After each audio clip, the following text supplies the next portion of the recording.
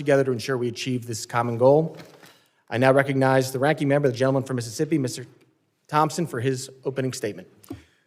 Thank you very much, Mr. Chairman. And before I start, let me welcome Mr. Van Epps to the committee. Mr. Chairman, thank you for getting the Secretary of Homeland Security and National Counterterrorism Center Director here today. Your predecessor couldn't seem to get that done, and I appreciate your commitment to holding this hearing. Each day, we've had more examples of Republicans abdicating their constitutional oversight responsibilities. Fortunately, unlike other chairs in this body, it appears that if you are serious about this committee work being done, and I compliment you for that. As I look at the witnesses table, though, I can't help but notice that FBI Director Kash Patel isn't here with Secretary Noem and Director Kent. I'd also say that we have just been provided Secretary Noem's testimony. I've been on the committee since its inception, and I've never had the rules violated where we couldn't get testimony so members of the committee could look at it until today. Today's hearing is supposed to be one of the most important exercises of this committee's oversight jurisdiction. Each year, we hear from the Secretary of Homeland Security, the Director of National Counterterrorism Center, and the Director of the Federal Bureau of Investigation, who is nowhere to be seen today.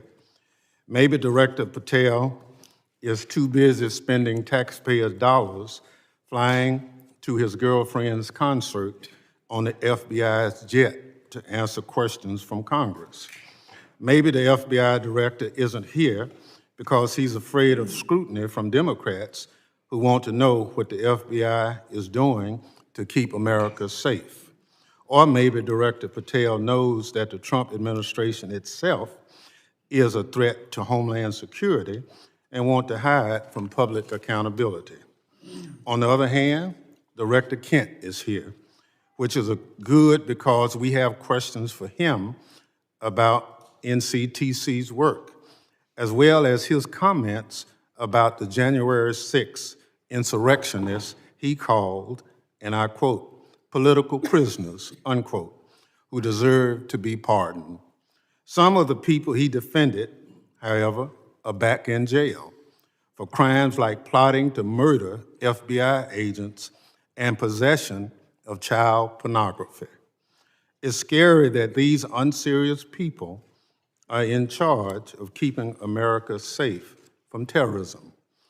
But what's even scarier is that they work for an unserious and unhinged president who spends most of the days designing monuments to himself and finding new ways to hide the Epstein files. All of this puts America and its lives, people who live here, at risk every day. Now, Secretary Noem, everyone knows you love the spotlight. We've seen your commercials, but what you haven't provided to the committee, despite our many requests, are the questionable contracts that you've awarded to your friends to film you on the 2028 campaign trail. Unfortunately, this is nothing new. In their one big ugly bill, congressional Republicans gave you a blank check, Secretary Noem, and you have wasted no time spending it on yourself. Instead of deploying Homeland Security grants to protect churches and synagogues from terrorism, you handed your friends a $220 million contract so they could follow you around the country with a camera. Instead of fully funding the DHS agency that protects our hospitals, schools, and electrical systems from cyber attacks, you spent $200 million to buy yourself new private jets. And instead of paying your way like the rest of us, you're living rent-free in a taxpayer-owned property that is supposed to be reserved for military leaders. Every penny that you spend on yourself represents the blood, sweat, and tears of hardworking Americans who expect their tax dollars to be spent on Homeland Security, not promoting you and your interests. Apparently, you haven't noticed that regular people are suffering under President Trump's affordability crisis. Or maybe you, like him, thinks it's a hoax and just don't care. Either way, such corrupt behavior hurts Homeland Security. But it's not just the corrupt behavior, Secretary Noem, that hurts Homeland Security. It's also your blatant disregard for the law. You cut programs and withheld congressionally appropriated money to prevent terrorist attacks and prepare for natural disaster.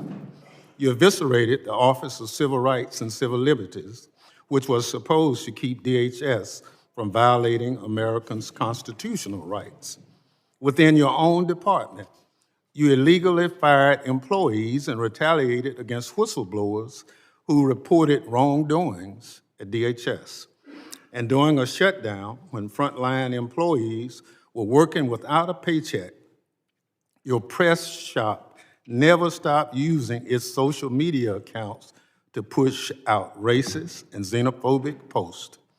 Throughout your tenure, you diverted resources from critical Homeland Security agencies and programs to carry out an extreme immigration agenda.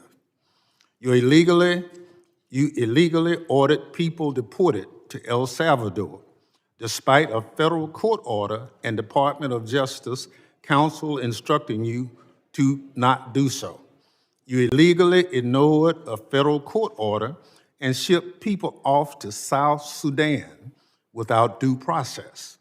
You are illegally blocking members of Congress from conducting oversight of ICE detention facilities, even though federal law demands that we have access. In the process of carrying out this extreme agenda, at your direction, DHS has terrorized, beaten, and detained hundreds, if not thousands, of American citizens. At your direction, DHS has illegally detained and deported American citizens, including U.S. citizen children with cancer. At your direction, DHS has illegally gassed, pepper sprayed, and put their knees on the necks of Americans, including military veterans and clergy. At your direction, DHS has illegally tackled, beat up, and humiliated United States citizens, including senior citizens.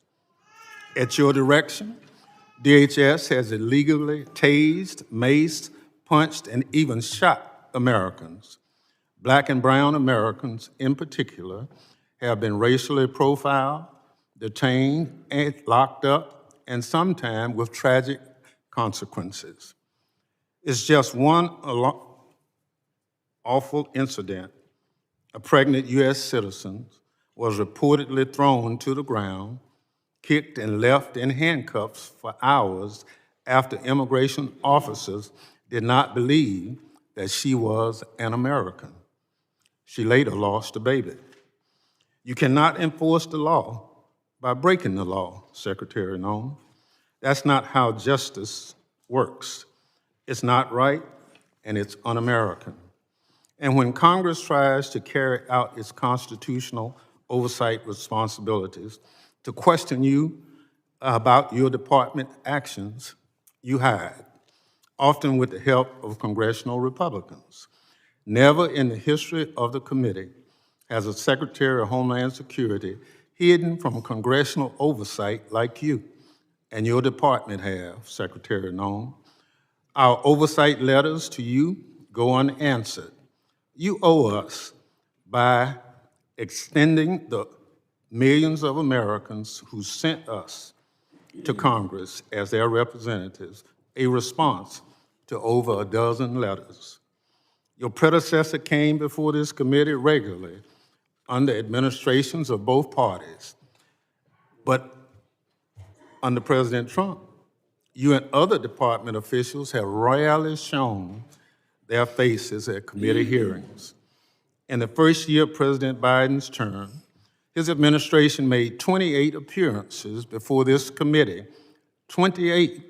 Under President Trump, DHS officials have appeared only 3 hearings before this committee, just 3. You, Secretary Noem, have appeared before this committee just twice. That's fewer appearances than your predecessor, Secretary Alejandro Mayorkas, who Republicans lambasted for not coming before the committee more often. It's interesting how my colleagues on the other side are now. Secretary Noem, I'll give you one thing. You showed up today rather than throwing a civil servant under the bus like Director Patel did. But you have systematically dismantled the Department of Homeland Security, put your own interests above the department, and violated the law. You are making America less safe. So rather than sitting here and wasting your time and ours with more corruption, lies, and lawlessness, I call on you to resign. Do a real service to the country and just resign. That is, if President Trump doesn't fire you first. I yield back. Gentleman yields back. Other members of the committee are reminded that opening statements may be submitted for the record. I'm pleased to have a highly distinguished panel of witnesses before us today. Pursuant to Committee Rule 8C, I ask that the witnesses please rise and raise their right hand.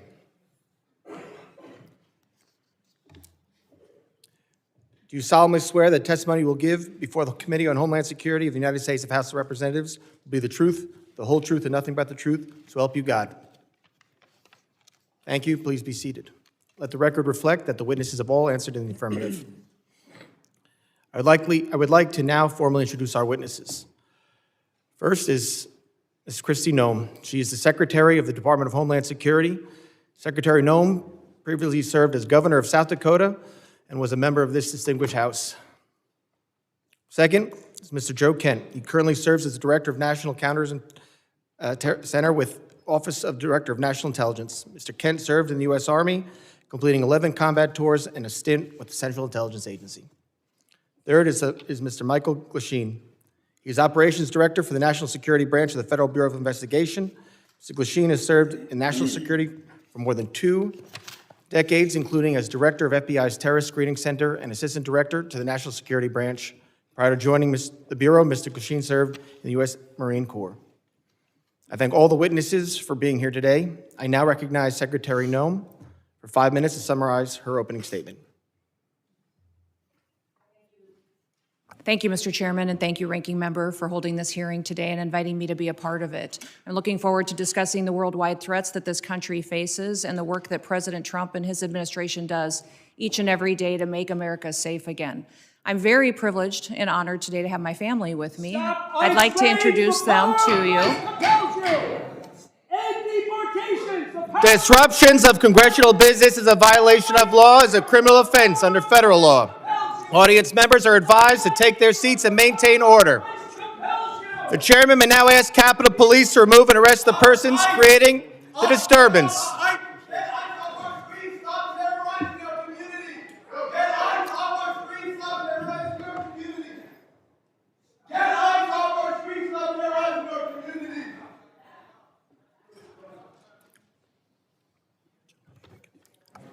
Secretary may continue. Chairman, I'll continue. Today with me, I have my husband, Brian, who's with me, and also 2 of my children. My oldest daughter, Cassidy, and her husband, Kyle, are sitting here in the front row. And then my middle child, Kennedy, and her husband, Tanner, and that was my grandbaby, Noah, that was crying a little bit during the ranking member's comments. I don't think she agreed with him. I don't have my son with me or 3 of my grandchildren, but I'm very blessed that I have a wonderful family who is here and loves this country and is grateful for the work that we get to do as a family each and every day. We also have the blessing of having some angel families with us as well. They are here in the audience, and I'm so grateful for them for being willing to come here and be strong.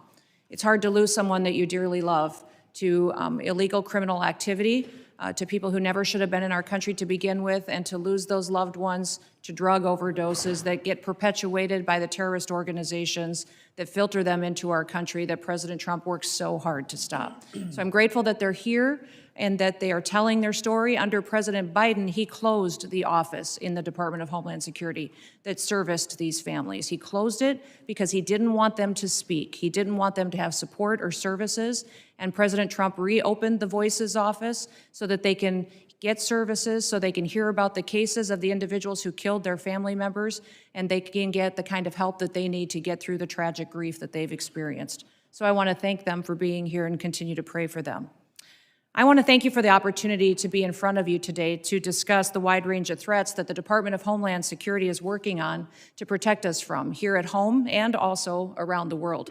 Just 2 weeks ago, the day before Thanksgiving, a terrorist shot 2 of our National Guardsmen in Washington, D.C., killing Sarah Beckstrom dead, and Staff Sergeant Andrew Wolf is still fighting for his life. Fortunately, we've had some really good news about Andrew recently, and he had the opportunity to stand up and is a miracle, and we're so grateful for his family for being so strong. We continue to lift him up and pray he has a full recovery. The terrorist who shot them was an Afghan national who entered the United States under Operation Allies Welcome. The same week, we arrested another Afghan national who came in under the same program. He was planning to carry out a bombing in Fort Worth, Texas. And just last week, just miles away in Washington, D.C., we arrested another Afghan national who also came in under Operation Allies Welcome. That individual provided support to the Islamic State of Iraq and ISIS-K and weapons to his father, who was a commander of a militia group in Afghanistan. Those are only a handful of the challenges that we face and the threats that the Department of Homeland Security stands against every single day. Under President Trump's leadership, DHS is securing our borders, we're restoring the rule of law, and we're protecting the homeland. DHS is eradicating transnational organized crime and the stopping of deadly drugs from continuing to be funneled into our communities. We're ending illegal immigration, returning sanity back to our immigration system, and we're defending against cyber attacks against our critical infrastructure. We have sent a strong message to criminal illegal aliens that we will find you, we will arrest you, and we will deport you. Our message has resonated to over 1.5 million illegal aliens who have gone home on their own voluntarily. At the same time, we as a country are still dealing with the mistakes, the errors, and the willful disregard of the last administration. For 4 years, the Biden administration allowed millions of people to come into our country illegally. Millions more in our country were exploited and were brought in under parole programs without even basic vetting. As a result, we've seen terrorist attacks and heinous crimes committed against American children and families by criminal illegal aliens and violent perpetuators who should have never been allowed into this country in the first place. Transnational organized crime groups, including Mexico's Sinaloa, New Generation Jalisco, and other drug cartels, they cause chaos and they harm American interests. Our critical infrastructure faces a perilous landscape, largely driven by the impact of cyber attacks from bad actors and cyber criminals. American citizens are increasingly under threat from assassination attempts, intimidation tactics, and violence perpetuated by our adversaries, radical Islamic extremists and domestic extremists. These bad actors seek to undermine our public trust.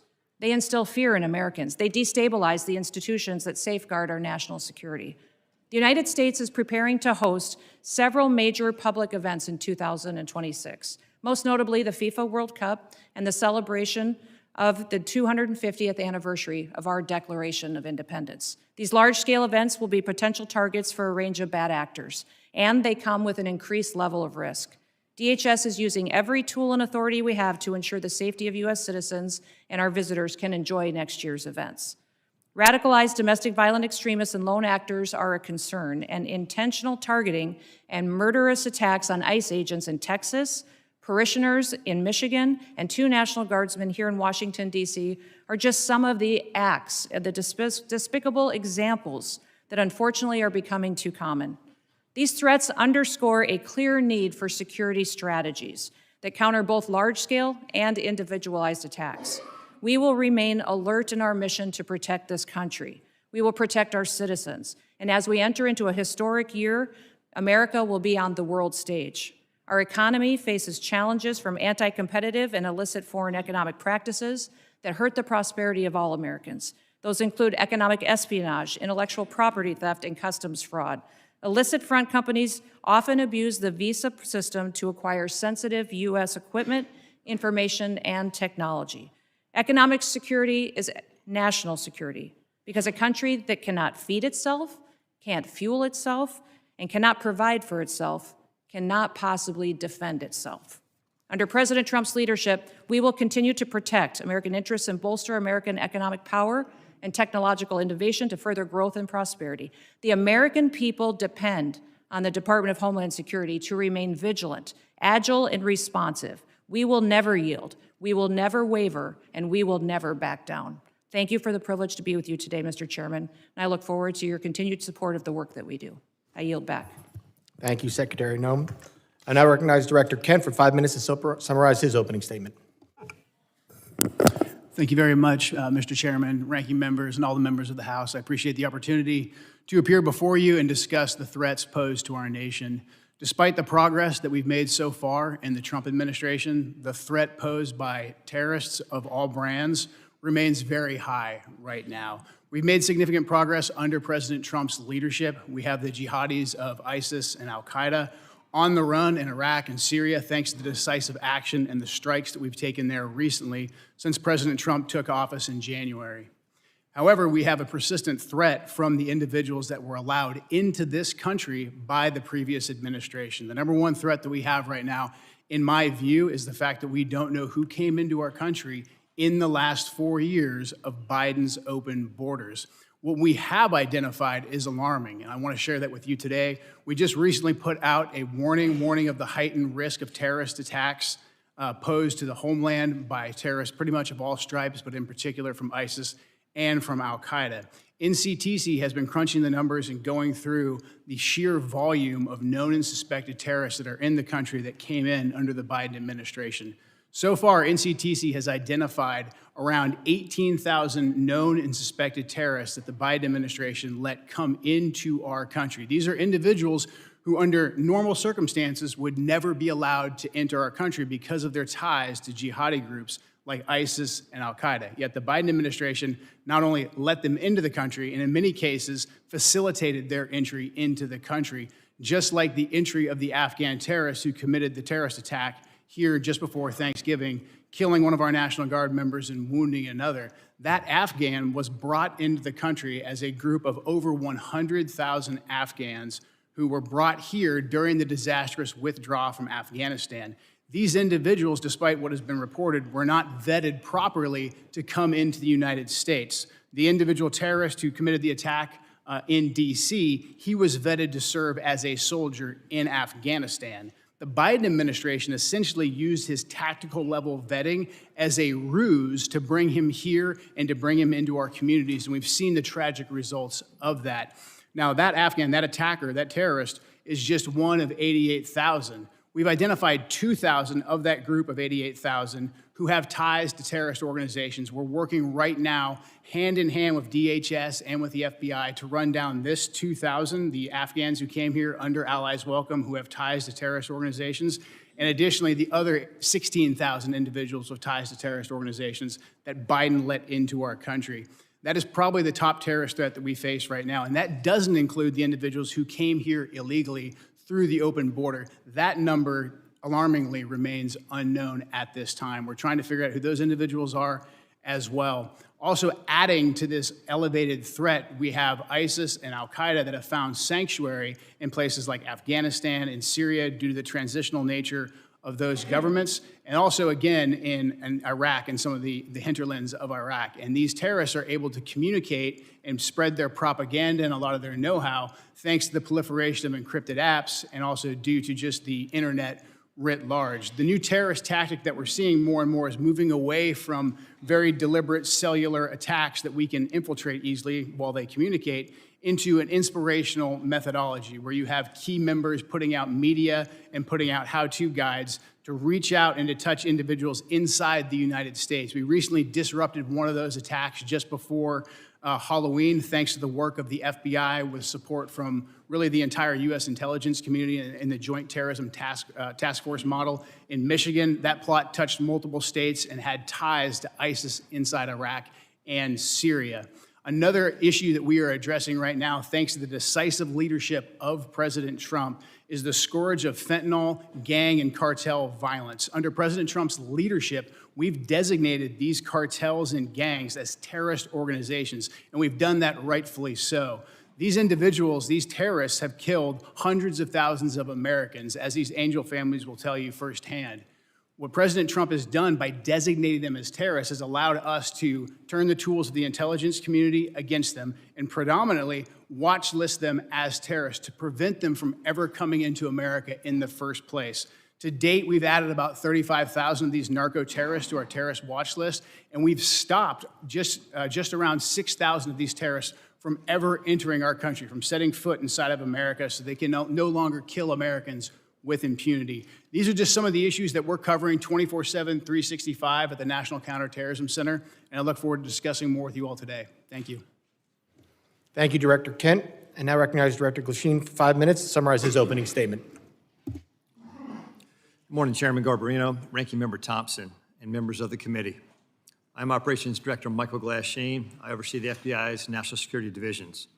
I am honored to be here with you, representing the people of the United States, the FBI, who tackle the complex and grave threats we face with perseverance, professionalism, and integrity. Our nation faces serious and evolving threats, ranging from international terrorists to hostile foreign intelligence operatives, from sophisticated cyber attacks to internet-facilitated sexual exploitation of children, from violent gangs and criminal organizations to public corruption and corporate fraud. Keeping pace with these threats is a significant challenge. Our adversaries take advantage of the internet, social media, and emerging technologies like artificial intelligence to influence the American people, facilitate illegal activities, and recruit followers. Even as 2026 marks the 25th anniversary of the 9/11 attacks, terrorism remains a persistent but evolving threat. Over the past several years, the FBI has identified a particularly concerning uptick in the radicalization of young people. Radicalization of domestic terrorists most often occurs online.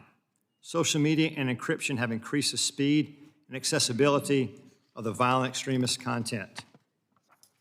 International terrorists continue to pose one of the greatest, most immediate threats to the homeland. Some international terrorists and people located and radicalized to violence primarily inside the United States who are not receiving individualized direction from foreign terrorist organizations or FTOs, but are inspired to commit violence by FTOs such as ISIS and Al-Qaeda. Iran continues to plot attacks against former government officials in retaliation for the January 2020 death of Islamic Revolutionary Guard Corps, or IRGC, Commander Qasem Soleimani. Iran also continues to provide support to its proxies and terrorist organizations throughout the world, such as Lebanese Hezbollah. China, Russia, Iran, North Korea, and criminal ransomware continue to be the top cyber threats facing the United States. And there's no clear line where cyber criminal activity ends and nation-state activity begins. Critical infrastructure remains a highly attractive target for cyber criminals and nation-state actors due to the potential to cause widespread disruption, financial damage, and risk to our national security. The United States faces foreign intelligence threats as nations such as the People's Republic of China, Russia, and Iran become more aggressive and capable than ever. The PRC has deliberately created an environment that abuses global interconnectedness and encourages intellectual property acquisition using human intelligence officers, corrupt corporate insiders, foreign direct investment, and cyber intrusions. Russia continues to seek and acquire U.S. technologies to help rebuild its defense industrial base, relying on complex procurement networks to evade U.S. export controls and sanctions. The United States faces many criminal threats, including violent crime, financial and healthcare fraud, transnational and regional organized criminal enterprises, crimes against children, and human trafficking, violent threats against public election officials, personnel, and public corruption. Currently, the FBI-led task forces are staffed with over 9,000 federal, state, local, tribal, and territorial partners. Many of these task forces are focused on cartels, violent crime, drug trafficking, child exploitation, and human trafficking across our nation's communities. The FBI has and continues to establish strong capabilities to assess the threats, share intelligence, and leverage key technologies. We recruit the best to serve as special agents, intelligence analysts, and professional staff.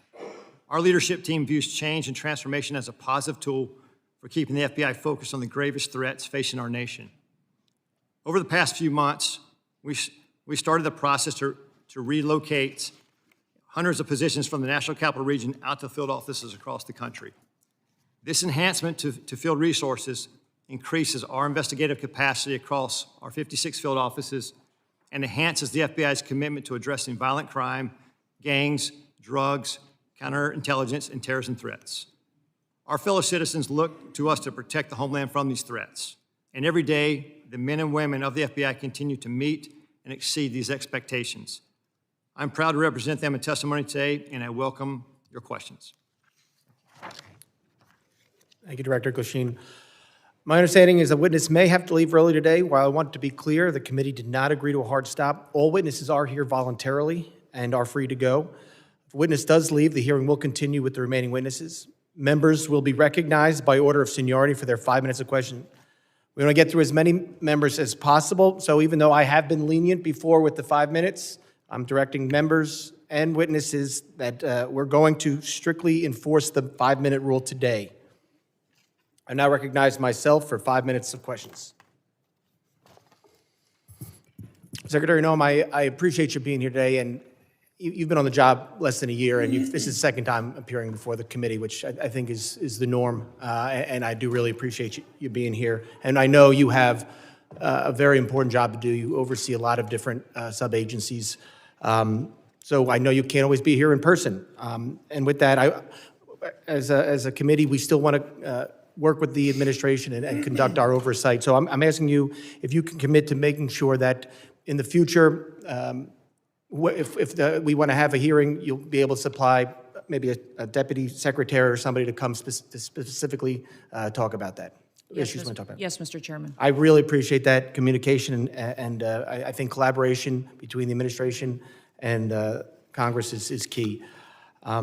Secretary Noem, I also wanted to ask you, in September, the department under FEMA proposed new allocations for counterterrorism grant funding, which cut dollars to New York by 80% because of a new formula.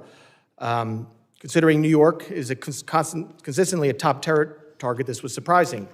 We're grateful President Trump restored this grant funding, and pursuant to the present direction, has the department increased the allocation to New York?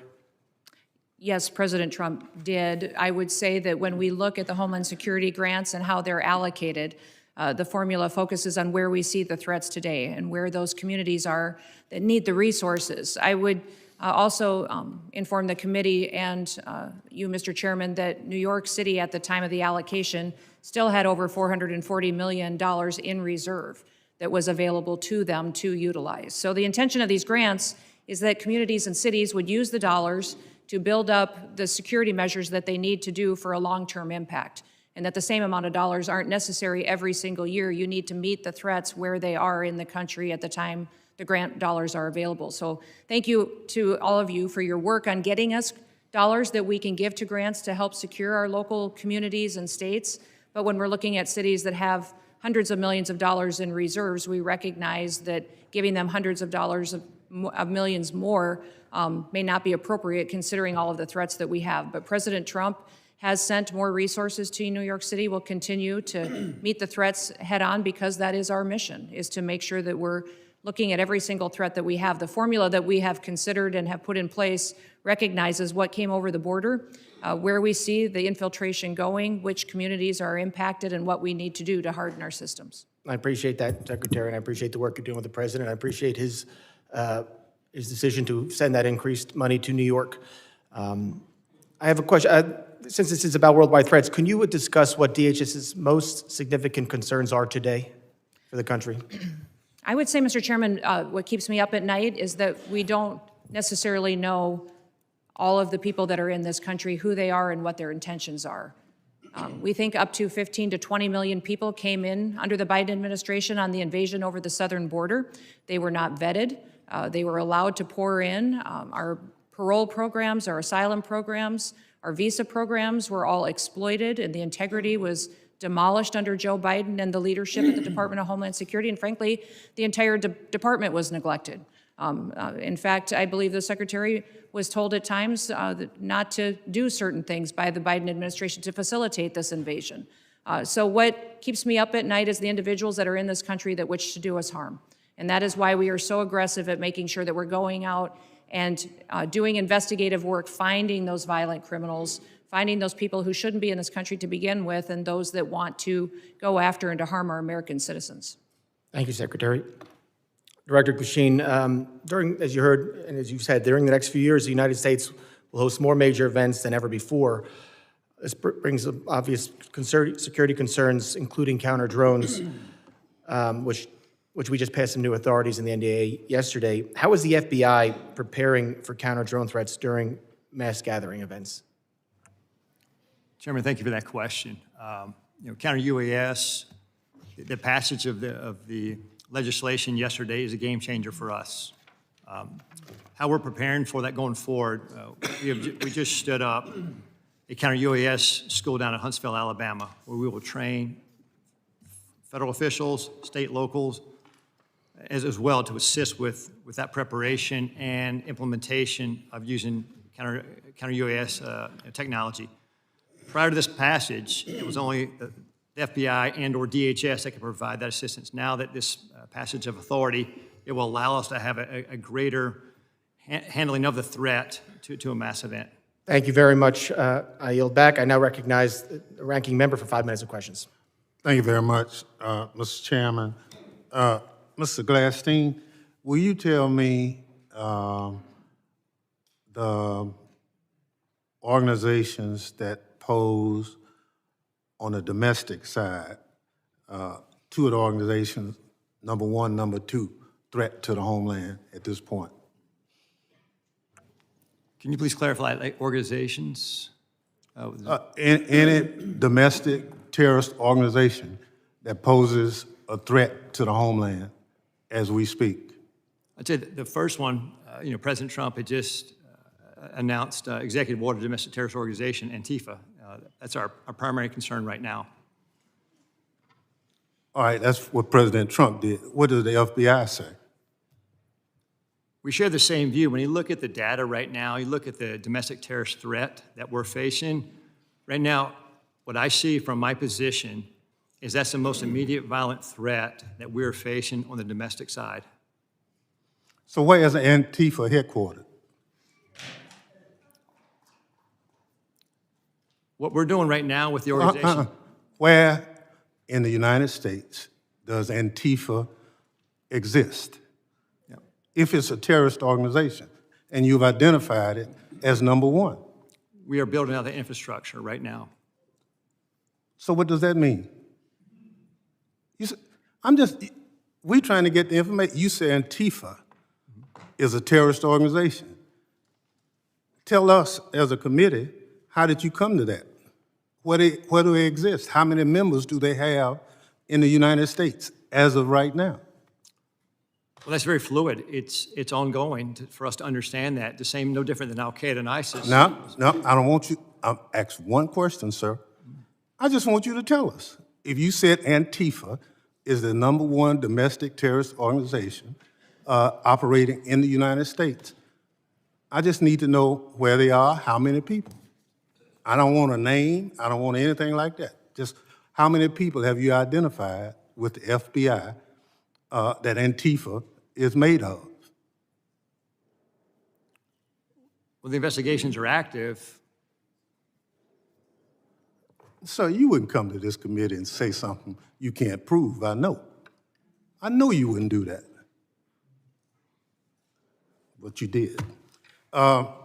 Madam Secretary, you and the gentleman from NCTC reference the unfortunate accident that occurred with the National Guardsman being killed. You think that was an unfortunate accident?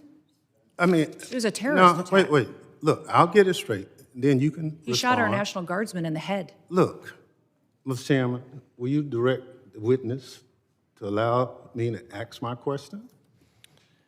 It was an unfortunate situation, but you blamed it solely on Joe Biden.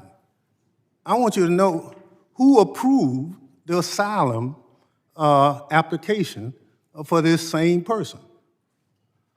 Mr. Thompson, this individual that No, came no, into the country. No, I want to know who approved. Congressman Thompson, I want No, you to no, understand, no. when this individual came No, into the I'm not- country, I'm he not came gonna let you- under I'm not gonna let an you- evacuation of Afghanistan under Operation Allies Welcome, was thoroughly vetted by the Biden administration at that point in time, allowed into our country, and then was never followed up. I want to remind Reclaim everybody my in time. Congress. Reclaim my time. We follow the law, and every asylum is supposed to have a check-in every single year, and the Biden administration failed to do that.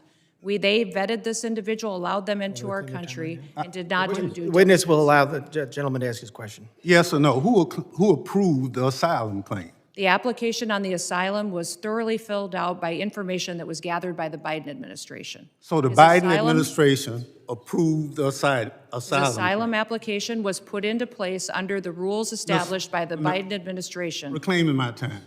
I don't want to file perjury charges against you, but I'm of the opinion that the Trump administration, DHS, your DHS, approved the asylum application. The asylum application moved forward under all of the information and vetting processes that were put in place under the Biden administration, which is when vetting happened. And that's what President Trump has changed. Under President Trump's administration. Claim my time again. When It's obvious you don't want to answer the question. Mr. Kent, do you want a shot at it? The individual was vetted to serve as a soldier in Afghanistan, and that vetting standard was used by the Biden administration as a ruse to bring him here. Had we followed the standard operating procedures for special immigrant visas, Reclaim that. that individual No, and none of the Allies Welcome people would have come to America. That's on Joe Biden. Gentleman's just time has answer the- expired. That was the answer. Point of order, Mr. Chairman. That was a murder that took place in D.C. It was not an unfortunate incident. And those comments are effing disrespectful. Who is that? Gentlemen, Expect better from the It's not a valid point of order. I will now recognize the gentleman from Texas, the former chairman, Mr. McCall, for 5 minutes. My name is Chairman. Madam Secretary, great to see you. This hearing reminds me of the novel A Tale of Two Cities. They see it, the Dems see it as the worst of times, but I see it really as the best of times. And what do I mean by that? Under the Biden administration, 15 to 20 million illegal aliens, unvetted, as you indicated, came into this country. What I think most disturbing is Director Kent's testimony. 18,000 known or suspected terrorists got into this country under the Biden administration. That's why we impeached Mayorkas. I was one of the managers. He told his Border Patrol, you don't have to pay attention to federal law when it says shall detain aggravated felons. He disregarded federal law and says, you know what, may detain. It's discretionary. And guess what? We have thousands of aggravated felons now, or if not millions, in this country today. That was the worst of times. Let me go to the best of times. Most secure border I've seen in my 22 years in Congress. And I've dealt with this for a long time. Coming from Texas, being chairman of this committee, the daily crossings are 95% down from the prior administration. That's the best of times. Zero catch and release. My very first bill in Congress 22 years ago was to end catch and release. 22 years later, we finally have achieved that goal. That, Madam Secretary, is the best of times. An all-time record low. America is safer today. I feel so. And when I look at the Venezuelan vessels attacked, the president had every right under the Constitution, Article 2, international waters, cartels designated as FTOs, coming into our country to spread poison to kill Americans. If that's not self-defense, I don't know what it is. And then finally, Madam Secretary, thank you for taking out the shadow Iranian oil tankers headed from Venezuela to Cuba, getting around our sanctions that Congress passed. I'm finally seeing an administration flexing its muscle in this hemisphere, which has been neglected for so many years. So air, land, and sea is your charge. It's the military's charge as well. I see the land secure. I see the maritime borders getting more secure, and I applaud you for that. On the air secure piece, I chair the Special Events Task Force. That's FIFA, the Olympics, the 250th anniversary. Drones are the biggest threat as I see it. I see it in Ukraine in its conflict with Russia, and I see it across our border, and I see it at these events. If you could update me, and with the new NDA authorization to allow federal, state, and locals to work together to identify hostile adversary drones and take them down, can you tell me how that will impact your ability, Madam Secretary, to better secure these special events? Yes, thank you, Congressman McCall, and thank you for your leadership. I understand you're retiring, and I'm sad about that. You've been a statesman. Thank you for serving with such dignity. Thank you. The counter-drone and drone technology that is out there today, frankly, our authorities haven't kept up with.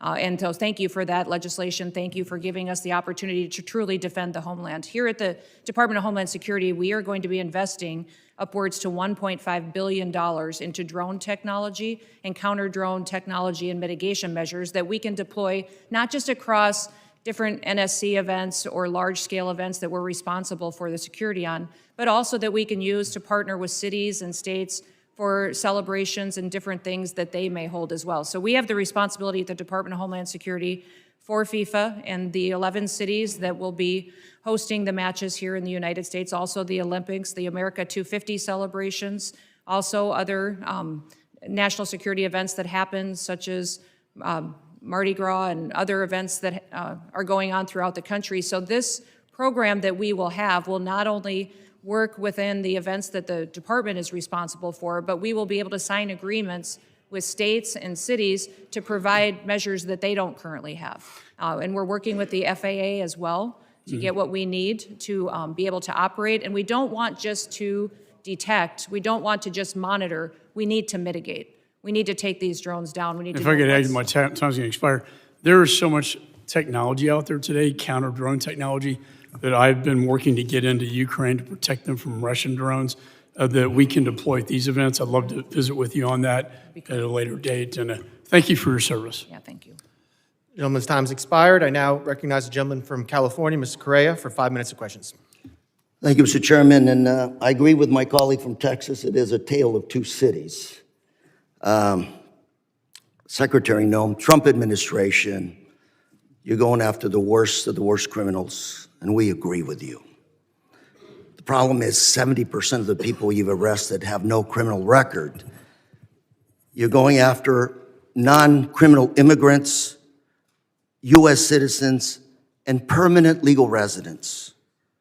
Donna Hughes Brown, Irish citizen, green card holder, 48 years in the United States. She also happens to be the mother of a U.S. Marine, sister to a retired Army colonel. She's in ICE detention since July. She tried to come back from Ireland, arrested, has been there since then. Her crime? She wrote 2 bad checks for less than $80 a decade ago. You arrested her, she's in custody. Her husband, Jim Brown, came to us and told us her story. Jim told us, I voted for President Trump because he promised to go after criminals in our community and not people like my wife. If I can, I'd like to play a video for you.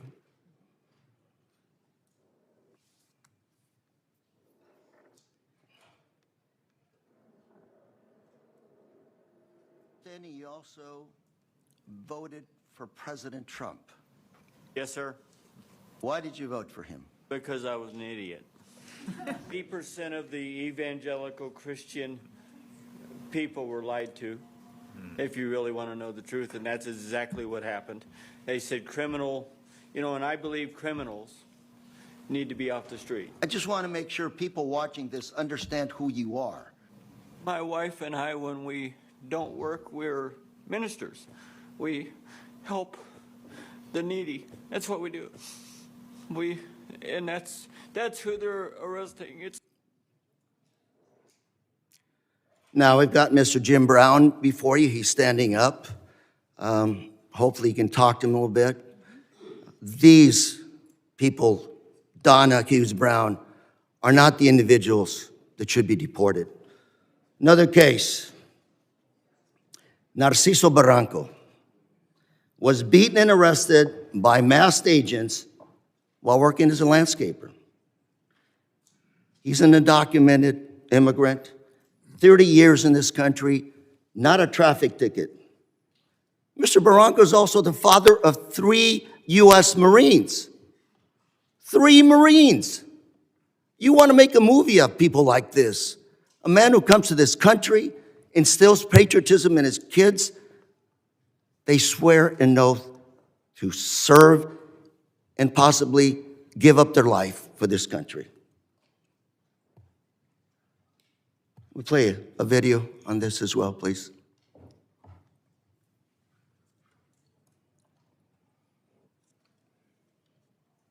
Masked federal agents were filmed pinning a man to the ground and repeatedly striking him in the head and neck before putting him in an unmarked car.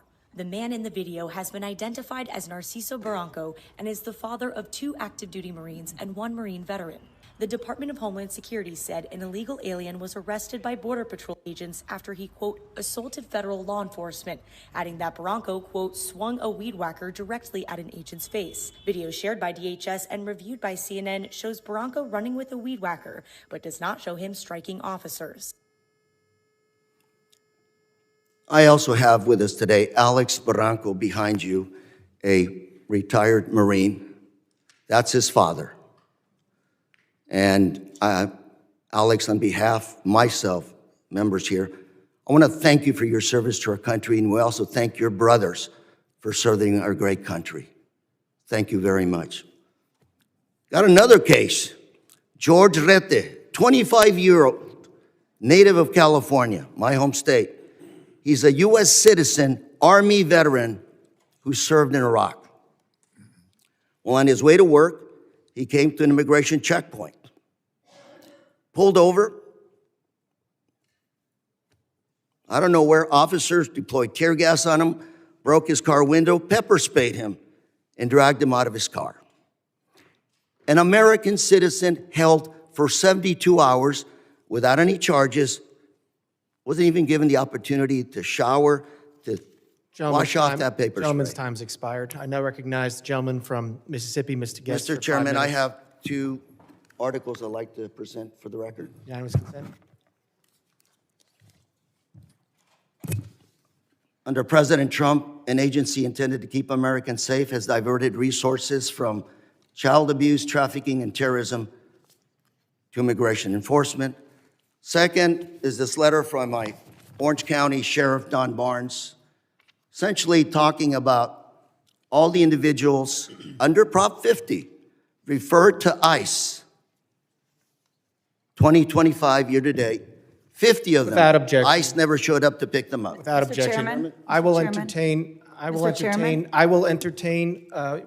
UCs at the end of the hearing. I want to entertain all UC motions at the end of the hearing. We have witnesses. I want to make sure everybody has time. So if we do this now, we do have a witness has to leave. You're just going to be taking time from other members. But I will entertain UC motions at the end of this hearing. I now recognize the gentleman from Mississippi, Mr. Guest, for 5 minutes. Thank you, Mr. Chairman. Madam Secretary, it's great to see you again. Thanks for appearing before us again. I want to echo some of the remarks of Mr. McCall. I want to first thank you. I want to thank the men and women who serve under your command for the incredible job that you have done over the last 12 months. We have seen that you are active in enforcing the rule of law.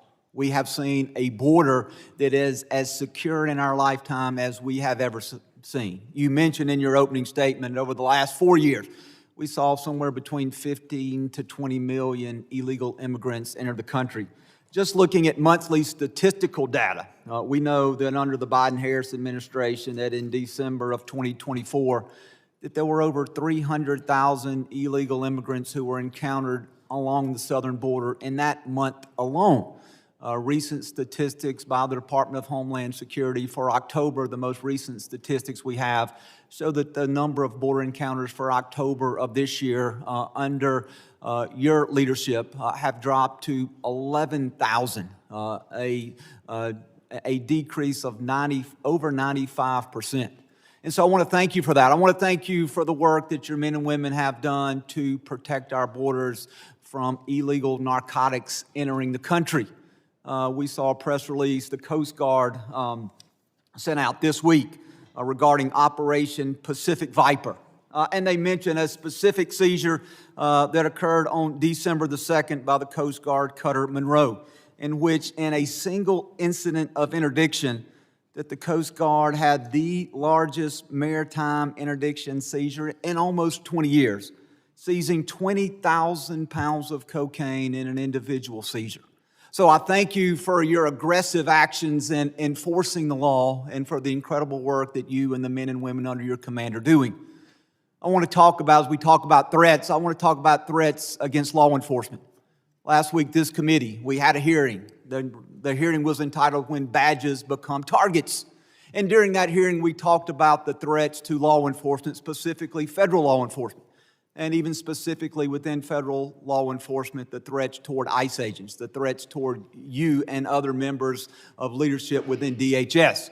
We know that those threats and those incidents of physical attack have escalated dramatically, in some cases over 1,000%. And part of the driving force, I believe, behind those threats is what I refer to as rhetoric against law enforcement.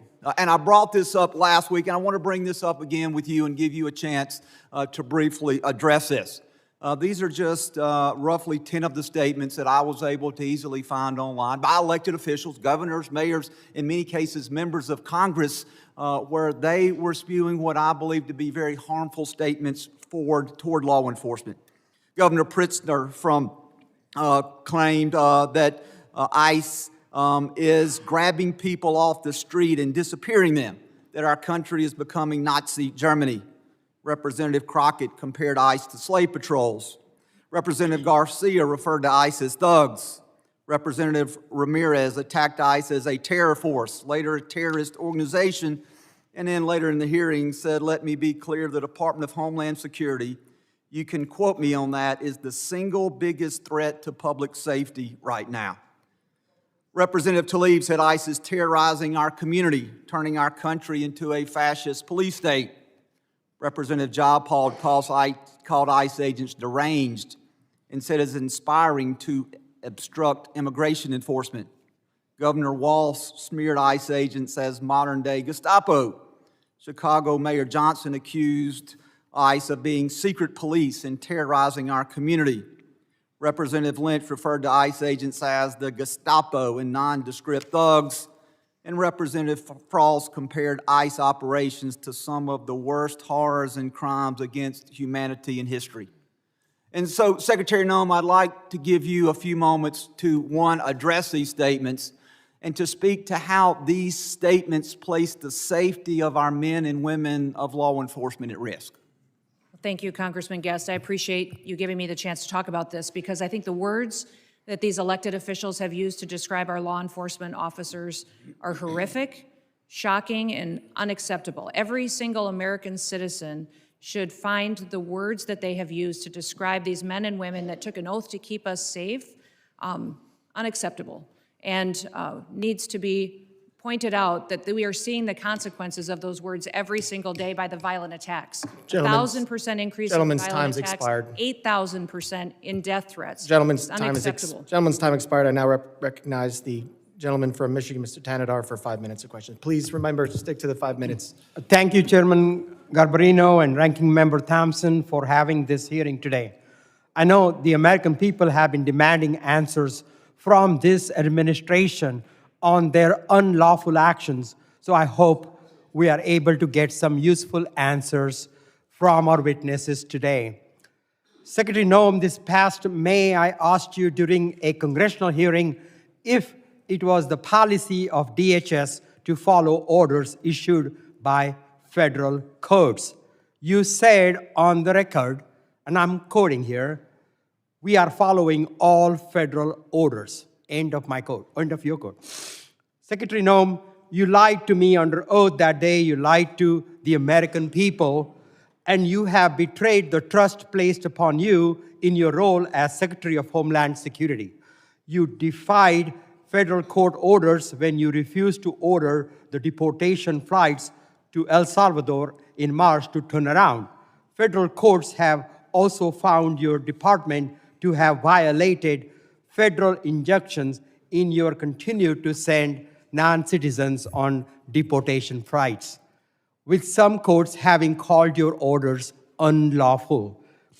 Secretary Noem, I just have 3 questions for you.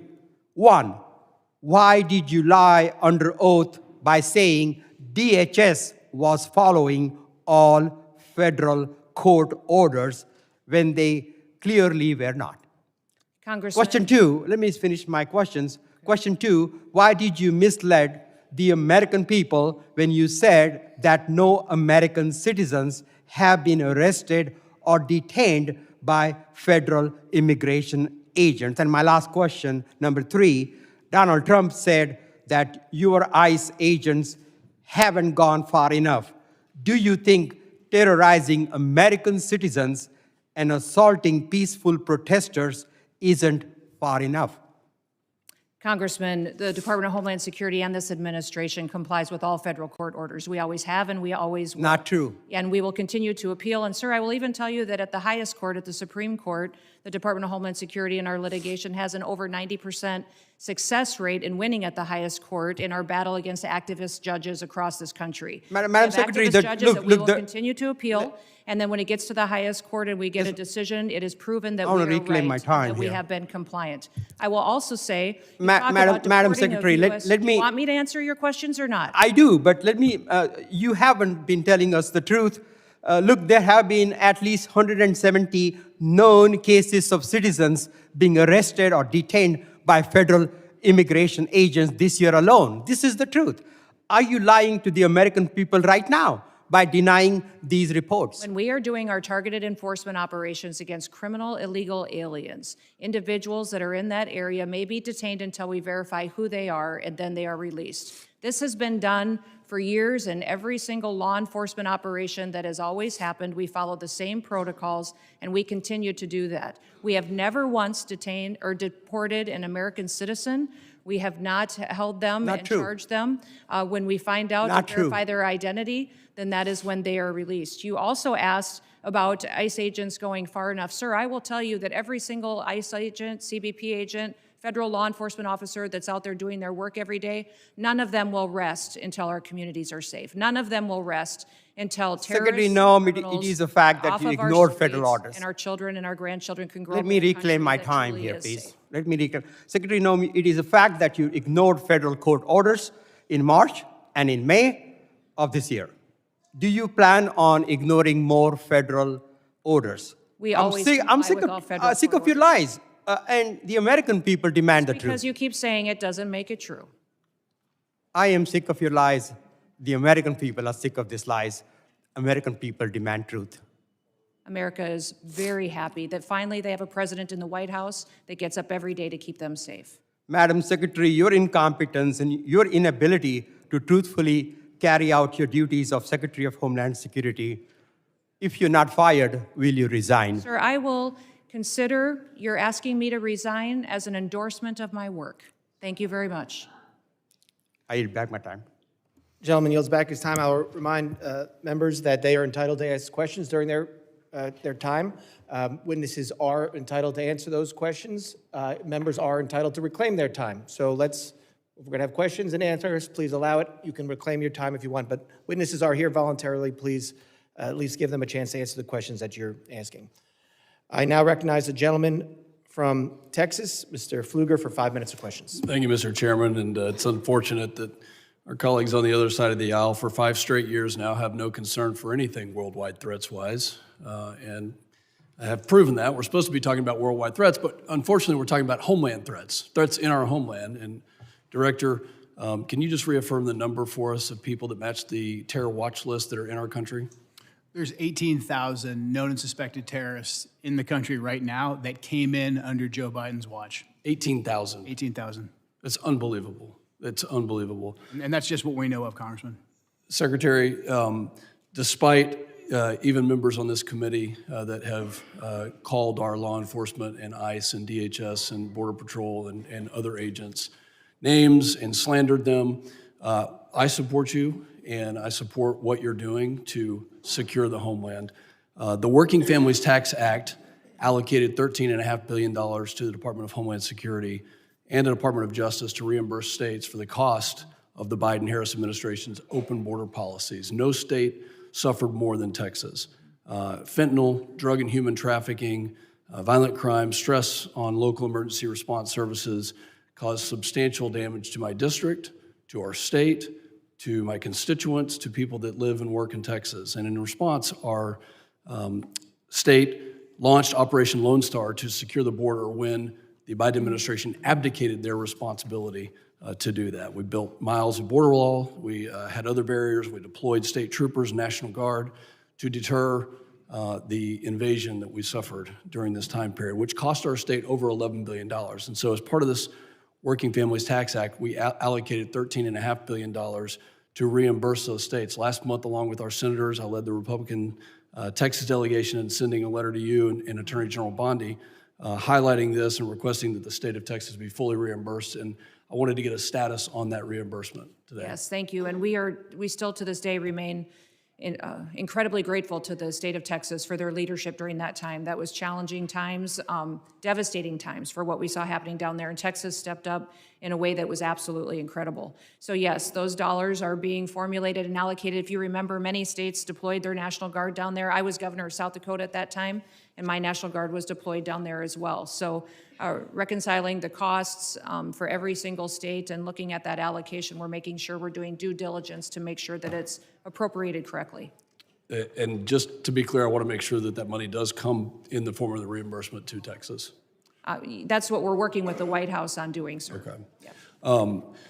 When it comes to what Director Kent talked about, these 18,000 people, can you give us an idea of who these people are, what type of threat they pose to us? We saw it wasn't some accident. This was an assassination and a murder. It was not an accident, despite my colleagues saying that it was an accident. It was a murder and an assassination of a National Guard hero. So what other types of threats are you tracking and preventing from happening? Yeah, I would say, sir, that we face the terrorists that we've faced for years in ISIS, Al-Qaeda, Hamas, individuals that are here that are radicalized, but also we face the cartels as they've infiltrated our country under the last administration, their proliferation of human trafficking, drugs, and violence, going after Tren de Aragua as well, MS-13.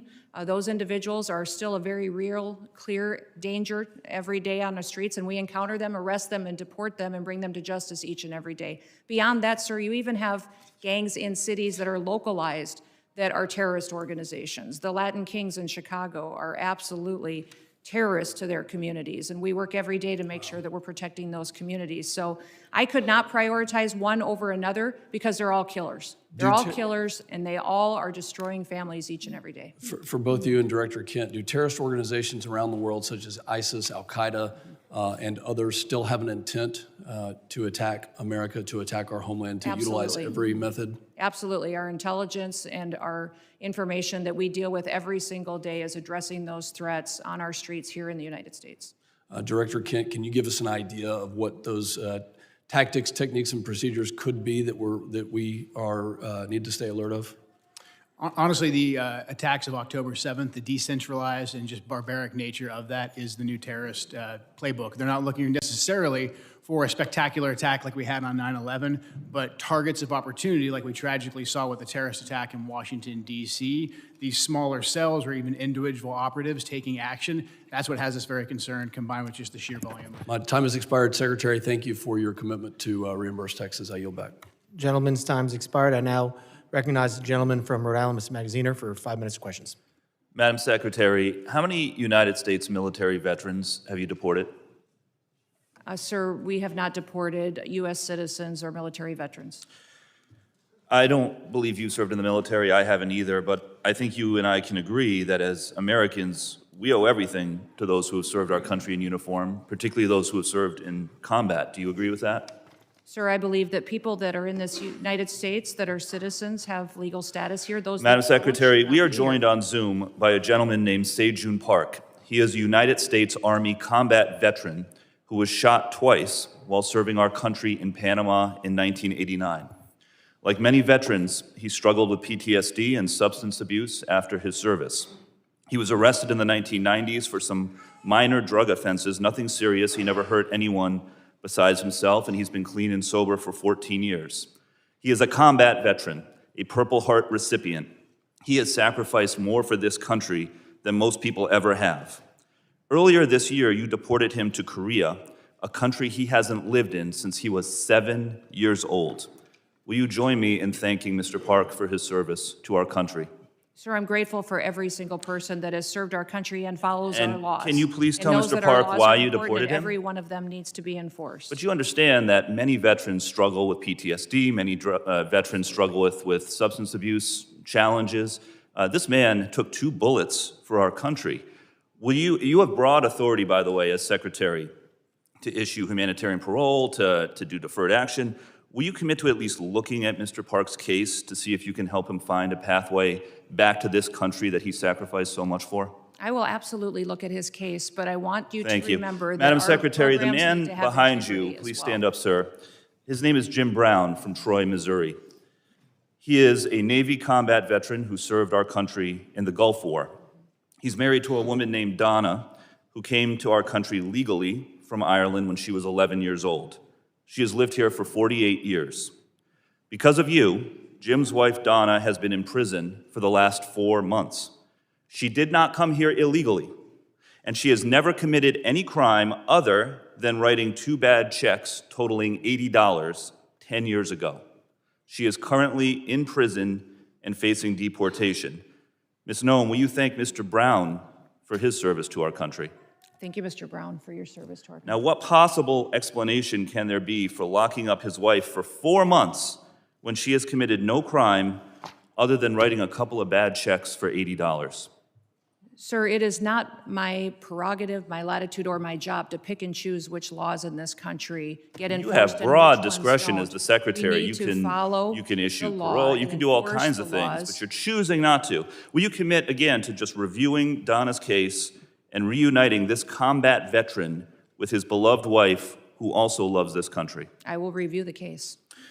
Now, Madam Secretary, you've already heard the story of Lance Corporal Alejandro Barranco, the United States Marine veteran who is behind you, who also has 2 brothers who are United States Marines. Will you thank Lance Corporal Barranco for his service? Thank you for your service. His father, Narcisco Barranco, is a landscaper in California who has lived peacefully in our country for 30 years and has no criminal record. Last spring, while he was mowing the lawn at an IHOP, ICE agents tackled him in the street and imprisoned him for weeks. A peaceful, hard-working man who raised 3 sons to be United States Marines. We need men of that character in this country.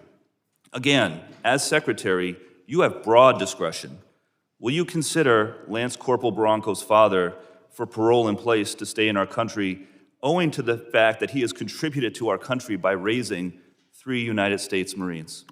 This is an opportunity to remind everybody that every person that's in this country illegally has an opportunity to voluntarily go home and come back the right way. He Follow raised our 3 laws, United States and we will Marines. facilitate that. He has been living here peacefully, doing his job for 30 years. You have discretion. You are choosing not to use it. Madam Secretary, you promised America that you would go after the worst of the worst. But these people are not the worst of the worst. A Purple Heart recipient, a military spouse, the father of 3 Marines. And it's not just veterans and military families. You are locking up and deporting children with cancer, mothers with babies in the NICU, United States citizens. There are many problems with your leadership, but the biggest problem is this. You don't seem to know how to tell the difference between the good guys and the bad guys. Go after the bad guys. Go after the terrorists. Do not go after veterans, Marines, children, Gentleman's United time's States expired. citizens. I yield back. Time's expired. I now recognize the gentlelady from Georgia, Ms. Green, for 5 minutes of questions. Thank you. The previously Democrat-controlled administration allowed over 13 million border crossers from over 170 countries and territories to break our laws, invade our country, rape our women and children, and murder our own people.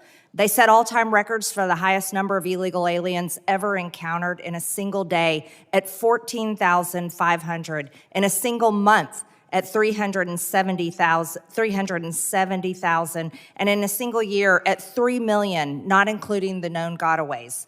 Thanks to Secretary Noem and the hard work of Tom Homan and all the brave men and women at DHS, our new Republican-controlled admin has produced the safest and most secure border our country has ever seen. Thank you very much for that.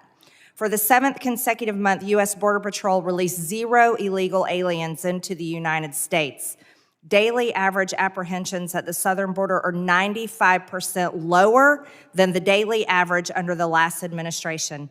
10 months under Trump has seen less apprehensions than 1 month under Biden. Since January 21 through the end of November, there have been 117,105 total enforcement encounters along the southwest border, which is nearly 40% less than the monthly average during the Biden administration. Meanwhile, there has been an 8,000 increase in death threats against ICE law enforcement. Secretary Noem, back in July, the department put out a press release titled "Worst of the Worst." Criminal proceedings begin in a case of transgender illegal alien accused of rape, child rape, not just rape, child rape of a 14-year-old boy in a sanctuary New York City bathroom. I wanted to highlight this case because it encapsulates so many different violent policies of Democrats. This is an increase in trans violence with their embrace of gender ideology, an egregious catch and release policy implemented under the last 4 years, and sanctuary cities that harbor criminal illegal alien monsters that have raped and murdered many Americans. Can you discuss further what you're facing in these sanctuary cities and the illegal alien monsters that have been released into American communities under the Biden administration? Yeah, unfortunately, Congresswoman, we arrest individuals like that every day because they're so prevalent on our streets, because of what happened under the Biden administration. Every day we're able to go out and encounter and bring to justice individuals who are raping our children, murdering our mothers, our grandmothers, our families are devastated by them. And I'm shocked at the Democrats' constant defense of these individual criminals over the American citizen that is out there just trying to live their lives, put food on the table, and live the American dream. And what we do at the Department of Homeland Security by making sure that we're out enforcing the law every day is making sure that those families get a chance to do that. So I'm so grateful for them. The 8,000% increase in death threats is real. These ICE agents and CBP officers that are out on our streets doing God's work live in these communities. They live there. These are their families and their neighbors that they're protecting, and they get up every day and do that job because they believe in their mission. They take an oath, and they are honorable men and women who are serving with greatness during a challenging time when activists and radicals attack them and put their lives in danger. I think it's shameful to see the defense of individuals who break our laws. We are a nation of laws. If we are not a nation of laws, we're no nation at all. And that is what we are doing every day, is following laws. If you guys don't like the law, go change it. That's your job. You don't complain. I was raised by a dad who said we don't complain about things. We fix them. Well, go fix them. If you don't like the law, quit bellyaching, quit hitting and attacking our ICE officers, quit going out and protesting and screaming vile things at them, quit calling them names. We wouldn't let our children do that. Go do something that actually matters by having an honest debate and changing the law. That's your jobs. You all should be fired, in my viewpoint. I agree. Thank you so much for that, Secretary Noem. Back in 2021, I was one of only 16 members who voted against the Allies Act of 2021, which increased the number of special immigrant visas for Afghan nationals and loosened vetting requirements for eligibility. This brought in over 76,000 Afghans. Director Kent, what actions are being taken to identify and remove any of the 100,000 Afghan nationals admitted under the Biden admin who may have ties to terrorism, like the one who shot 2 National Guard members, tragically killing Sarah Beckstrom here in Washington, D.C.? I'm sorry, gentlelady's time has expired, but Can he just answer no, we're quickly? keeping everything quick to the 5 minutes. I'm sorry, but gentleman from New York is now recognized, Mr. Goldman, for 5 minutes. Secretary Noem, let's talk about the law. Do you agree that asylum is a lawful pathway to immigrate to this country? Yes or no? There's an asylum program, yes, in place. All right. So It was immigrants abused under then the with Biden ongoing asylum applications are legally in this country, correct? Excuse me, I'm sorry. Your question was? Immigrants with ongoing asylum applications are legally in this country. There are individuals in this country that have applications that And they are legally here because it's a lawful pathway, right? it's a lawful pathway. Okay, so And I if will- your department then deports anyone with an ongoing asylum application, you are violating the law, correct? Joe Biden left us with. I'm not asking about Joe Biden. I'm asking you a 1.5 specific million question. cases If your backlogged department asylum deports anyone with That's an the program. ongoing asylum application, The you program are was violating the greatly law. Is that violated. correct? It was greatly violated when they allowed I'm 1.5 asking million you. people to come I'm in and asking you. granted asylum applications. Why are you filibustering? by Why can't you ignoring answer the laws. question? It's a Because, simple Joe, question. Your president If your department and your secretary deports did not follow anyone the law with an which those ongoing applications asylum were followed. application, you are violating the law. Isn't that correct? The asylum program was Okay. broken under the last. Mr. Chairman, I will reclaim my time. She's not answering the question. But the obvious answer is that, yes, if you follow a lawful pathway, asylum is a lawful pathway. If you have an open asylum case, you are here lawfully. But the problem that we are seeing around the country is that you are not following the law. Don't tell us to change the law. If you don't like the asylum system, you change the asylum law. Bring it to us. We'll work with you. I think it needs to be changed. But you can't just decide that you're not going to follow the law, and asylum is a law, and deport people who have ongoing applications. Unfortunately, that is exactly what's happening. It's happening across the street from my office right in New York City. Numerous, thousands of people who have come to court appearances, have left them with open asylum applications, have been arrested. And then they've been shipped off and many deported. In September, one applicant was ripped away from his wife and small children after such a court appearance. And then this happened to his wife. Please play the video. No, it's not. It's not this one. All right, it's not this video. Here it is.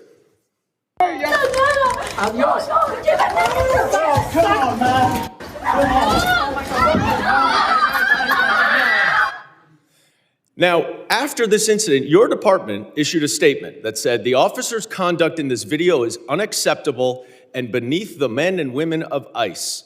Our ICE law enforcement are held to the highest professional standards, and this officer is being relieved of current duties as we conduct a full investigation. 3 days later, you reinstated that officer and you put him back on duty. I sent you a letter and asked you what investigation was done and why was he reinstated. You did not answer that letter. So I'm going to give you an opportunity right here to explain to me that if that officer's conduct was, quote, beneath the men and women of ICE, unquote, why did you reinstate him? Sir, that investigation was completed. I can give you that investigation and the information that you would like.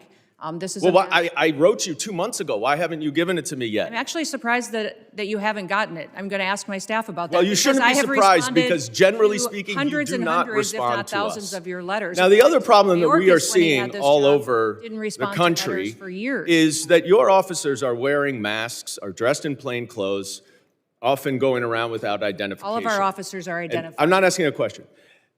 I introduced the No Secret Police Act to stop this. And we now have 113 co-sponsors so that they will not be masked and that they will identify themselves. Now, you say all of them are identifying themselves. That is not the case because last month, in New York City again, the NYPD officers were injured by your masked plainclothes ICE officers after they were called from 911 as residents witnessed your officers pulling individuals out of their vehicles and chasing them down the street. I also asked you what happened there. How were the NYPD officers injured by your officers? And you didn't respond. What's the answer? Sir, our individual Gentlemen's officers time are is identified. time has expired.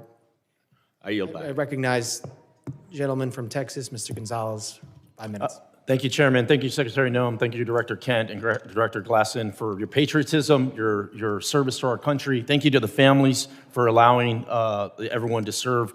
We're grateful for that. Democrats like to show clip after clip. I represent a district that's half of the southern border. Our lives were turned upside down under Joe Biden, and now we have our lives back due to President Trump and due to the policies that y'all are executing. So thank you. I have one question, but I'm going to try to, if there's time. I think it'd be important for the American people to get an update on the role Coast Guard played in the Venezuela oil tanker seizure. But first, I'd like to once again, thank you for being here. And so I'd like to first thank you, CISA. Thank you for keeping our nation's critical infrastructure safe. You are our nation's cyber first responders. Thank you to the Coast Guard. During our Texas floods, you showed up, Coast Guard showed up, you saved lives. Thank you to the Coast Guard for all the work that they've done in Jayada South. They've been the tip of the spear in the Southcom AOR for a long time. Their work often goes unnoticed. Thank you, HSI, for leading these anti-gang task force. They work. They're going out there. You're apprehending murderers. You're apprehending sexual offenders. You're doing it in a local, state, federal way. They're working. Thank you for that. Thank you, ICE. Thank you for keeping us safe by deporting all these people. I really appreciate the innovative idea of DHS owning its own airplanes. It's ridiculous that we had to essentially contract out in order to have these repatriation flights. That is a game changer. Thank you for that. Thank you, ERO, for adding bed space. This is exactly how we continue to deport the millions of convicted criminal aliens that are in this country. Thank you, NCTC, for keeping us safe. You're exactly right. We thank you for vetting, for going out and finally doing the role of vetting these people. You and I served overseas. Many of us did. And we know oftentimes it was more dangerous at the chow hall than outside the wire, right? So thank you for that vetting. Thank you, Border Patrol, for ending catch and release.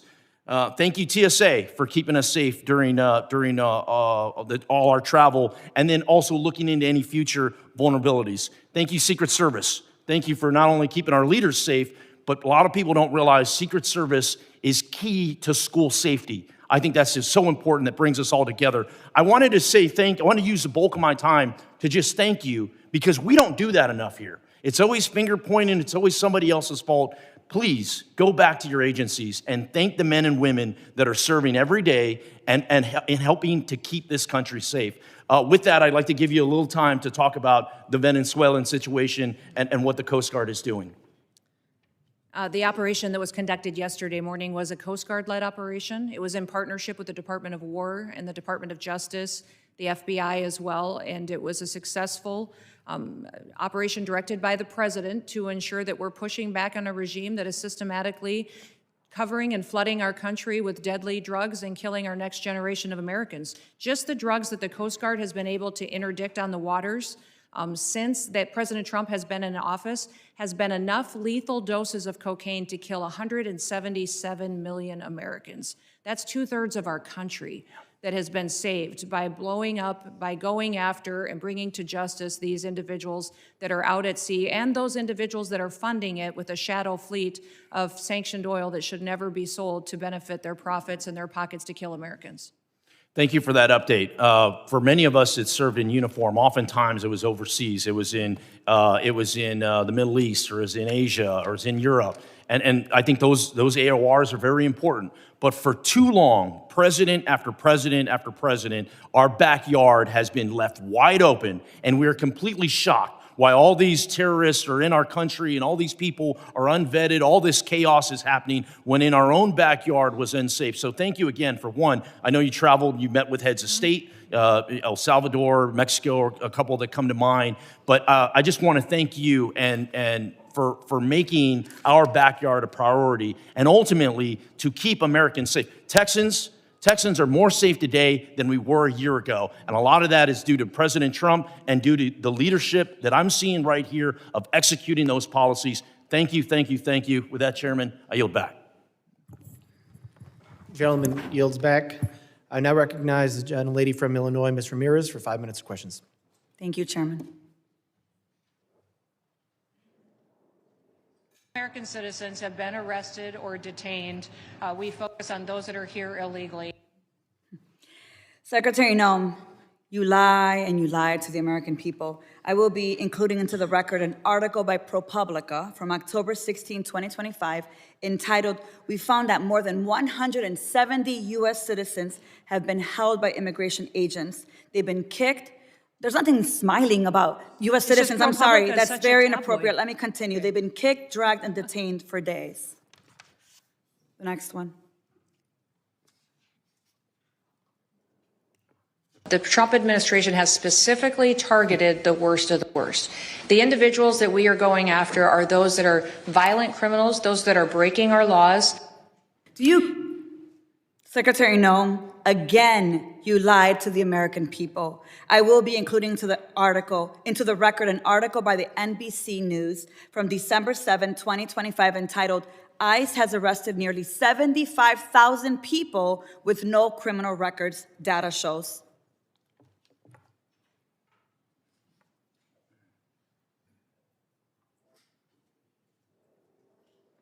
The co-equal branch of government, and it is your obligation as a member of the executive branch to honor decisions made by the highest court of the land. Yes or no, Secretary? We are abiding by all federal judges' orders, absolutely. The Justice Department said that when the administration was ordered back in March to stop sending detained migrants to a mega prison in El Salvador, you personally made the final call to continue the flights anyway. Is that correct? And the decisions that are made on deportations, where flights go and when they go, are my decision at the Department of Homeland Security. And we'll continue to do the right thing, continue to work and protect Americans, no matter what radical judge comes out and tries to stop us. We'll do. You lied on the record, and you lied to members of this committee. You violated court orders by not turning around deportation flights bound for El Salvador, where we know that hundreds of people under your leadership have reported that they were raped, they were beaten, and they nearly died. And your agents used chemical weapons in Chicago despite court orders from District Court Judge Ellis forbidding their use. Secretary Noem, you, Gregory Bovino, and your ICBP and DHS deputized agents have waged an unaccountable, unlawful, unconstitutional war against communities across the nation. Our residents have been surveilled, they've been threatened, they've been tear gassed, they've been hit with pepper balls, they've been shot, they've been subjected to warrantless arrest and precision immobilization maneuvers, they've been kidnapped and disappeared under your leadership. So we have a lot to talk about, but you and your department continue to reject congressional oversight. And you know how I know this? I know this because I've requested a meeting with ICE Field Office Director Russell Hutt. I requested a meeting with Field Office Director Samuel Olson. And when you came to Chicago on October 3rd, I publicly and formally requested a meeting with you. So I'm going to be including a letter I sent on October 3rd requesting a meeting with Secretary Noem. So, Secretary Noem, I want to ask you again, will you commit to meet with me, yes or no? Yes, absolutely. Thank you. Thank you. So we have a lot to talk about, and actually my scheduler has a couple dates that I'll get to you after this meeting. I appreciate that. So look, I want to be very clear. You have misused resources appropriated by Congress. You've engaged in unethical behavior. You have repeatedly made false and misleading statements to Congress and to the press, and you've undermined the separation of powers and disregarded the role of Congress and the courts. Bottom line, you lie with impunity, you reject checks and balances, and you ignore Congress and the courts. Your options are limited. Either you're going to resign, Trump's going to fire you, or you will be impeached. I've already called for your resignation. You may remember I hand-delivered my request to you back in May, and I urge you to reconsider resignation because I've taken the first step towards your impeachment, and I've called on the Judiciary Committee to open an investigation into your lawlessness. Mr. Chairman, I know that at the end we'll be entering a number of articles into consent, but since I have a few moments, I ask unanimous consent to enter into the record a letter calling the Judiciary Committee to investigate Secretary Noem's impeachable offenses. Whatever you choose, the American people will have justice, Secretary, and you will be held accountable. I'm going to make sure of that every single day. With that, Mr. Chair, I yield back. Gentlelady yields back. I now recognize the gentleman from Texas, Mr. Luttrell, for 5 minutes of questions. Thank you, Mr. Chairman, Madam Secretary. It's good to see you, and thank you again for coming to Texas after the Kerrville floods. Your team was amazing. Their interaction with the leadership in our state, up and down the chain of command, was outstanding. Not something I read about, I saw it. So I'm speaking from the truth. So let's talk about worldwide threats, if you don't mind. This may go back and forth to Mr. Glasheen and Mr. Kent. My questions, first and foremost, is the nefarious actors globally, they're kind of everywhere. And as we try to protect the motherland in the cyberspace, air, sea, and land, something that's come to my attention in the committee hearing we had earlier, undersea cabling. And I don't know if you're a subject matter expert on this. I really wasn't until this hearing. But a large amount of our information flows under the water, something that most people aren't aware of, but I can assure you that the bad actors globally probably are. Now, it's multi-jurisdictional from what I understand. It's the Department of Justice, it's Department of War, and then it's Department of Homeland Security. And they kind of juggle the effort. Can you give me some insight on the protection mechanism that Homeland Security has for our undersea cabling? And I consider this a very viable threat specifically for information flow, considering everything that goes back and forth across the water. Can you give me a kind of a high-level briefing considering the atmosphere of what we're looking at? Yes, I can, and I'll try to leave some time for the other individuals too, but the Department of Homeland Security has 23 different components. Several of them have some responsibility for surveillance and monitoring of those cables and the information that flows through them. So CISA is our cybersecurity agency, which looks for bad actors, hunts down those bad actors, and then hardens our systems. So where we see a weakness or a vulnerability, they help us do that with the interactions we have with private companies, their communications, or other countries. But then we also have our Coast Guard out on the waters each and every day, which help us with surveillance activities to see if there's nefarious actors that would be out there jeopardizing those systems. We have INA, which is our intelligence and analysis. They are the ones that are helping us with our covert operations. They're the ones who are coordinating with our intelligence agencies on what we see as hacking attempts or enemies that would try to endanger those cables or cut them, damage them, so that they couldn't be utilized to keep our critical infrastructure going. FEMA is the agency that's responsible for, on our worst day, if we needed something or someone to run the government, if there was an attack in this country, FEMA is the agency that would do that and maintains the resources to making sure that we have an operating government in an emergency disaster situation. I know there's redundancy on the cabling system, and there's from what I understand, there's over 1 million miles of cable underwater. I want to make sure that we have enough protection in place so the ripple effect is not catastrophic to the country. Mr. Kent, you got something to add there? I was going to shift over to Mr. Glasheen. In terms of undersea cabling, no, I do not. Okay. Mr. Glasheen, I have a question for you. So as far as trafficking, human trafficking, drug trafficking, this always hurts me to say this, but Houston, Texas is in my district, and it is the worst city in the country for sex trafficking in the country. I just cannot believe that. What is the FBI doing amongst other agencies? You just happen to be sitting here in front of me. And Madam Secretary, you can probably jump in on this too. Enough's enough. I understand the complexities of the World Wide Web and how these bastards are doing this, and we can't seem to grab a hold of them. What's the answer? Our HSI investigators specialize in child trafficking and human trafficking. They get up every single day and hunt down those individuals that victimize our children and partner with nonprofits and other agencies with the FBI to do that. Yes, it's shocking to me that Houston is one of the hotbeds as well. We need to take a better look at this because we're losing. I mean, we're losing so bad, I don't even know how to define it. And this has been happening. I said this exact same thing to Mr. Mayorkas, and if I was here before that, I'd say the same thing again. It's just, we have not figured it out. Mr. Goshin, you got anything for that? Yeah, I would tell you, it's been a priority with this director. And, you know, so far this year, compared to last year, we have 300 plus human traffickers arrested, up 15%. I'm sorry, sir. Mr. Chairman, I yield that. I appreciate that, and I'll catch you after class. If one of the following witnesses wants to give him some time to answer that very important question, they can do that. Gentleman yields back. I now recognize the gentleman from New York, Mr. Kennedy, for 5 minutes. Thank you, Mr. Chairman. Secretary Noem, with about a year as DHS Secretary under your belt, there's no shortage of criticisms for me to choose from today. You've deported American citizens, bringing a level of inhumanity to this nation's immigration laws that I haven't seen in my lifetime.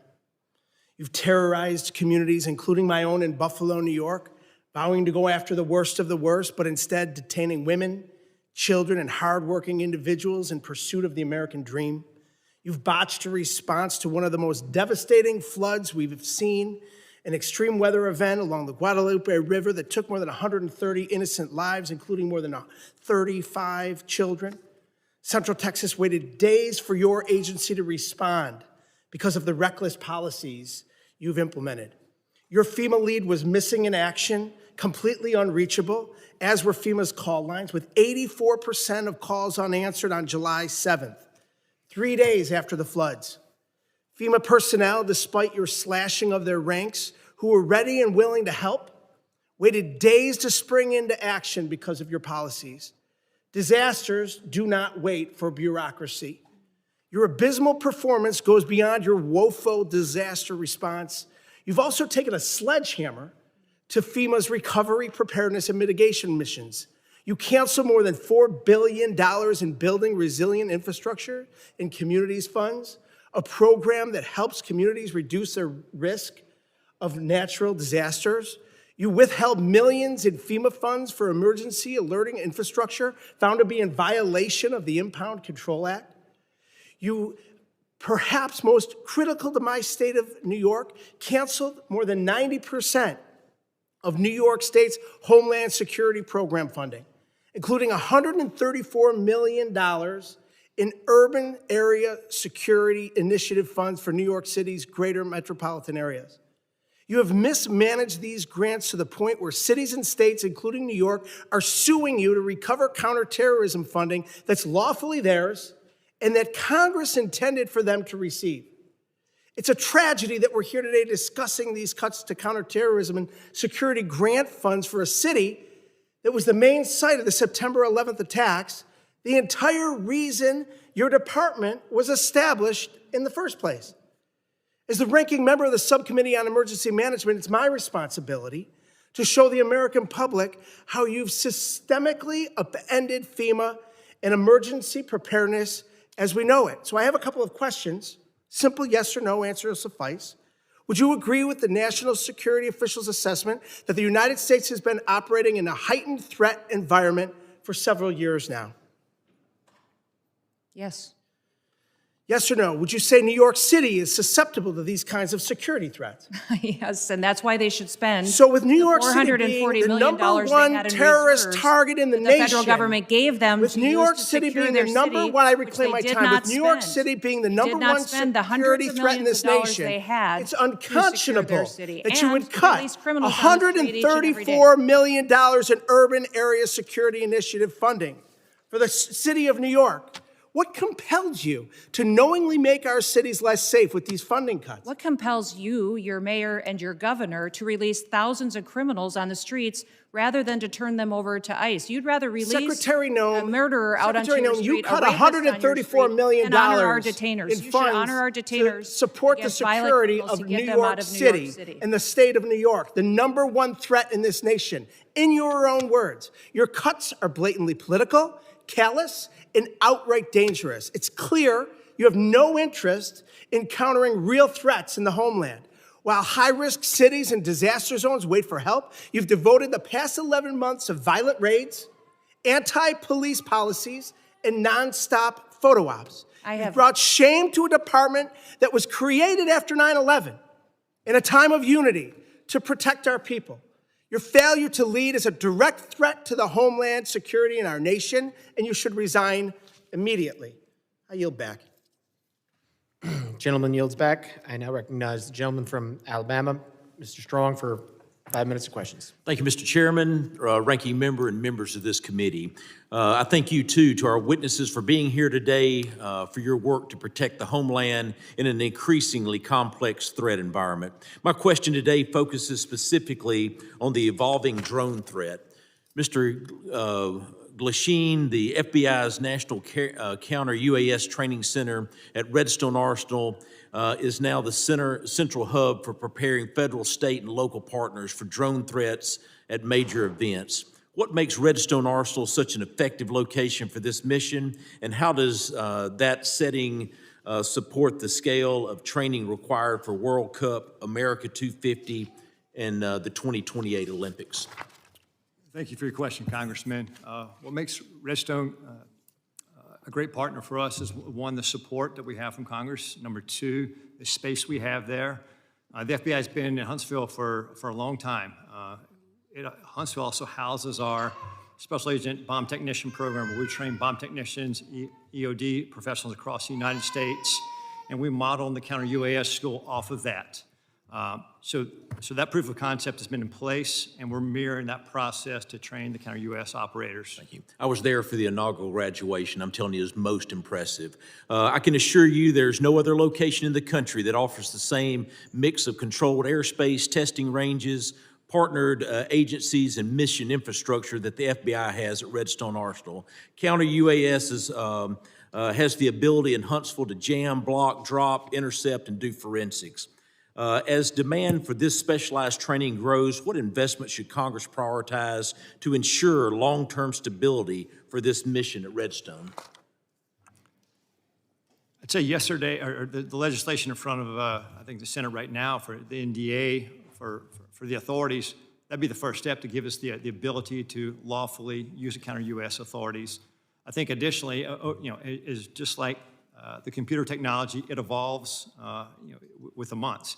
And so the counter-UAS technology is going to change, so have the appropriate funding and support to stay up with that technology so we can mitigate the threats that our nation faces. Thank you. Those graduates were from all over the country, and it was most impressive. Secretary Noem, this committee has failed to thank you for your faithful service to America.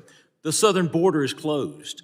Human smugglers, drug traffickers, and illegal aliens that invaded this country from more than 160 different countries are being returned to the country of their origin. Fentanyl poisonings are down more than 35%. Secretary Noem, thank you for your efforts to keep these drugs out of our country in an effort to save a generation of Americans. It's not a Republican issue. It's not a Democratic issue. It's an American issue, and I thank you. Secretary Noem, many of the most advanced counter unmanned aerial systems technologies are being tested and evaluated in North Alabama. How is DHS ensuring that those capabilities transition quickly into field use, particularly ahead of these major events, and what more can Congress do to accelerate the pipeline? No, we appreciate the authorities that are necessary for us to operate, and standing up a drone program and counter drone program is one of the top 3 priorities of the department this next year to meet the threats that we face every day. Every day, our Secret Service, our Coast Guard, our Border Patrol are seeing drones used against them. Criminals using them to surveil them, to find out law enforcement operations, and to leak them, and to put their lives in danger. So making sure that we have the ability to operate and to see far into the future and over our operations is important, but we also need the opportunity to take them down when necessary. We've seen the cartels using weaponized drones against each other. We know it's only a matter of time before we see that here on the homeland. My job is to make sure that we're prepared and that we're equipped and to advocate to you for the authorities that we need to make that happen. Thank you. With the new counter-UAS authorities expected to be enacted as part of the National Defense Authorization Act, the next challenge is execution. What concrete steps is DHS planning to take in the coming months to ensure that these new authorities are fully operational before the FIFA World Cup, the Olympics, and America 250? And I even want to take it even further. You start looking at college football, we've got to take it even further rather than they're all large gathering events. I actually had the Secretary of Security of the Southeastern Conference before Mr. Kennedy and my committee, and it was unbelievable. On any given weekend, 8 to 10 football stadiums with greater than 90,000 people there. We must defend the home front. And I'm sorry that my time has expired, but I thank you for being before this committee today. Gentleman yields. I now recognize the gentlelady from New Jersey, Ms. McIver, for 5 minutes of questions. Thank you, Mr. Chairman and Ranking Member, for holding this hearing today. The greatest threat to the homeland right now is a Department of Homeland Security that the American people no longer trust, a department actively undermined by its own secretary. This is on you, Secretary Noem. Today's hearing is supposed to be about worldwide threats, but Madam Secretary, under your watch, the threat is coming from inside the building. Because when DHS, the department charged with keeping Americans safe, is caught breaking the law, lying to the American public, systematically dismantling oversight, fueling bigotry, and targeting vulnerable communities, trust is broken. Let's start with the basics. How can we trust your department with you at the helm? The American people deserve an answer, even if you've spent the past year dodging accountability like it's your full-time job. We need to talk about oversight. Oversight is not optional. It is not a courtesy because you feel like it. It is not something you entertain only when it's politically convenient to you. Yet, time and time again, Secretary Noem, you have treated congressional oversight as an inconvenience at best, and at worst, something to be invaded, ignored, or denied altogether. Republicans on this committee may be willing to hand over their constitutional duty in order to kiss this administration's butt cheeks, but I am not. I will never. My district is not, and the American people sure aren't. While Republicans turned this hearing into a praise fest for your failed 10-year communities across America, including mine in New Jersey, are made less safe because DHS under your leadership has become unproductive and malicious. All of the thank you that we keep hearing from across the aisle, there's no thank you from me. And we see the truth that you're trying to hide. The truth is you are deeply unqualified for the post you hold. This is on full display in the way you treat the people in this body, myself included, who have been elected to serve our communities and keep them safe. Representative Grajava, Senator Padilla, myself and others whose character, integrity, and bodies were attacked by your department without evidence and without apology. Far beyond being disrespectful, you have shown a complete disregard for the oversight authority granted to us by law. You have repeatedly shown that you will target whoever you want, whenever you want, without accountability. Members of Congress, members of our communities, and even American citizens, as many of my colleagues have continued to point out today. Secretary Noem, that's not leadership. That's not democracy. And that is not how this works. Again, this is not just about you. Don't want you to think this is just a pick on you day. This is about the Trump administration that has turned DHS into a political weapon. So I'll ask you this.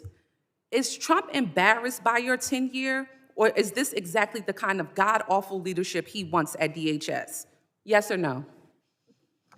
Ma'am, we've already conducted more oversight visits. No. It's a yes or no. Yes or no. Okay, Secretary Noem, this is my time to talk, not your time to talk. I reclaim my time. I reclaim my time.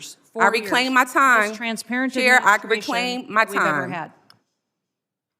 Secretary Noem, DHS is breaking the law, hiding information from Congress and shutting out oversight.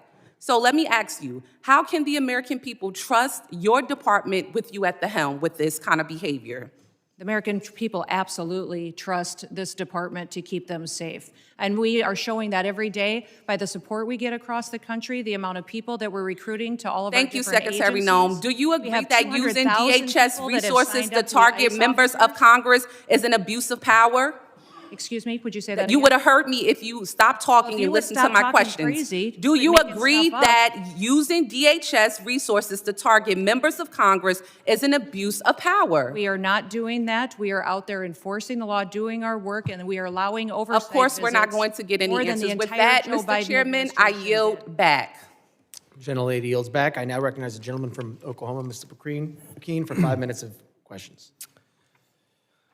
It's no wonder that chaos has become the commonplace when rudeness is so on display.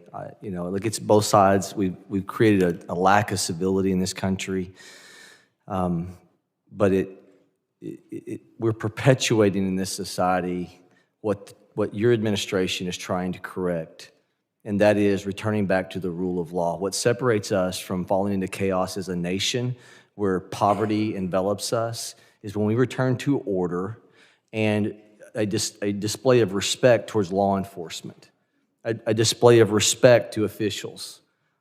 Look, this custom, and you've been a member of Congress, of where we talk over people and we don't give secretaries a chance to respond, the height of self-importance that too many people try to employ in this building, not remembering we're all here as public servants to serve the people. We lift our hearts up far beyond our fellow countrymen. I'll tell you who says thank you. It's those whose families that were the victim of assaults and rapes and murders under the auto pen period the last 4 years. They say thank you. Those who see the madness of lawlessness, the lack of respect to law enforcement, the heightened element of law enforcement sitting in their vehicles and being targeted say thank you. Those families of law enforcement whose addresses are being put out in public so they can intimidate not only the law enforcement officials, but their families to try to put them into a place of fear, say thank you for common sense returning back into this country. If we do not have a respect of authority, a respect of law enforcement, thank you for allowing arrests to happen when someone spits at law enforcement. Thank you. FEMA, you were assaulted a minute ago verbally over what you're doing with FEMA. I will tell you, as somebody that comes from a state that has more tornadoes, Oklahoma, than probably any other state, thank you for looking at how we can save money through efficiencies. Our state would love the opportunity of what this administration is talking about, of returning power and decision-making back to states. As I've said to you before, of a person who sat on a bulldozer watching the madness of trying to comply with EPA regs that have built their way into FEMA and people's homes destroyed, and as a state lawmaker pushing timber around on a dozer trying to comply and get taking the time off from time of exercise as a lawmaker trying to help people, and I saw the craziness of federal regulations. Thank you for looking and not taking your foot off the gas of trying to put more money back into national security from the waste that has happened through endless regs. All right, now I'm going to get to a question, Secretary. Could I say something about FEMA? Absolutely, you can. Thank you.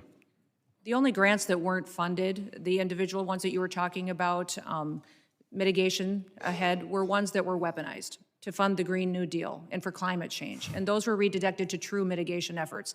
FEMA today is deploying resources 2 times faster on average than in history, which means the dollars are going out twice as fast than they ever have before. And the president, as soon as these disasters are happening, is deploying those resources to Republican and Democrat states. New Mexico, Texas, Alaska, they're all getting dollars immediately, and we're responding immediately to our people. I have to actually leave this hearing early because the FEMA Review Council is giving their report today on suggestions for changes to FEMA. and Thank I you for have not to- taking your foot off the gas I have on to that. co-chair it, but I will be leaving soon to have to go do that. But those suggestions are Republicans and Democrats coming forward with how FEMA should go forward in the future based on the president's vision for making sure that states get the chance to manage it and that local emergency managers get the chance to go and help their communities in a much more efficient way. Take those monies and let's move them to true national security through waste and inefficiencies. Where we've deployed money for snow movement. We have deployed money previously to move snow that melts. Okay, I want to just throw this open to you and Director Kent, whoever wants to take this. We have to find a balance between making sure the First Amendment is preserved at all costs, but also protecting law enforcement. The social media heightened of a hearing that the chairman held last week, great hearing. How do we preserve, what ideas can we continue with to where the online enticement threats causing people to want to embolden themselves to then go act upon those threats that we see in social media. They say the magic words. They know it's not going to get them because they don't do a direct threat, but it's an indirect threat. It's all trying to accomplish the same purpose. How do we preserve the First Amendment? This is a lawmaking exercise and why we hold these hearings, not for show. How do we come up with a way to preserve the First Amendment and stop the insanity of these indirect threats that are going after your law enforcement officials? I apologize. The gentleman's time has expired. I know the secretary has to leave, and I would now recognize the gentlelady from Texas, Ms. Johnson, for 5 minutes of questions. I'm just going to take the position that she was scared of my questions. Mr. Chairman, if we could stop the clock and Oh, yes, wait no, till after all absolutely. this. Clerk will suspend. If we could reset the time, Yes. that would be helpful. We'll reset the clock.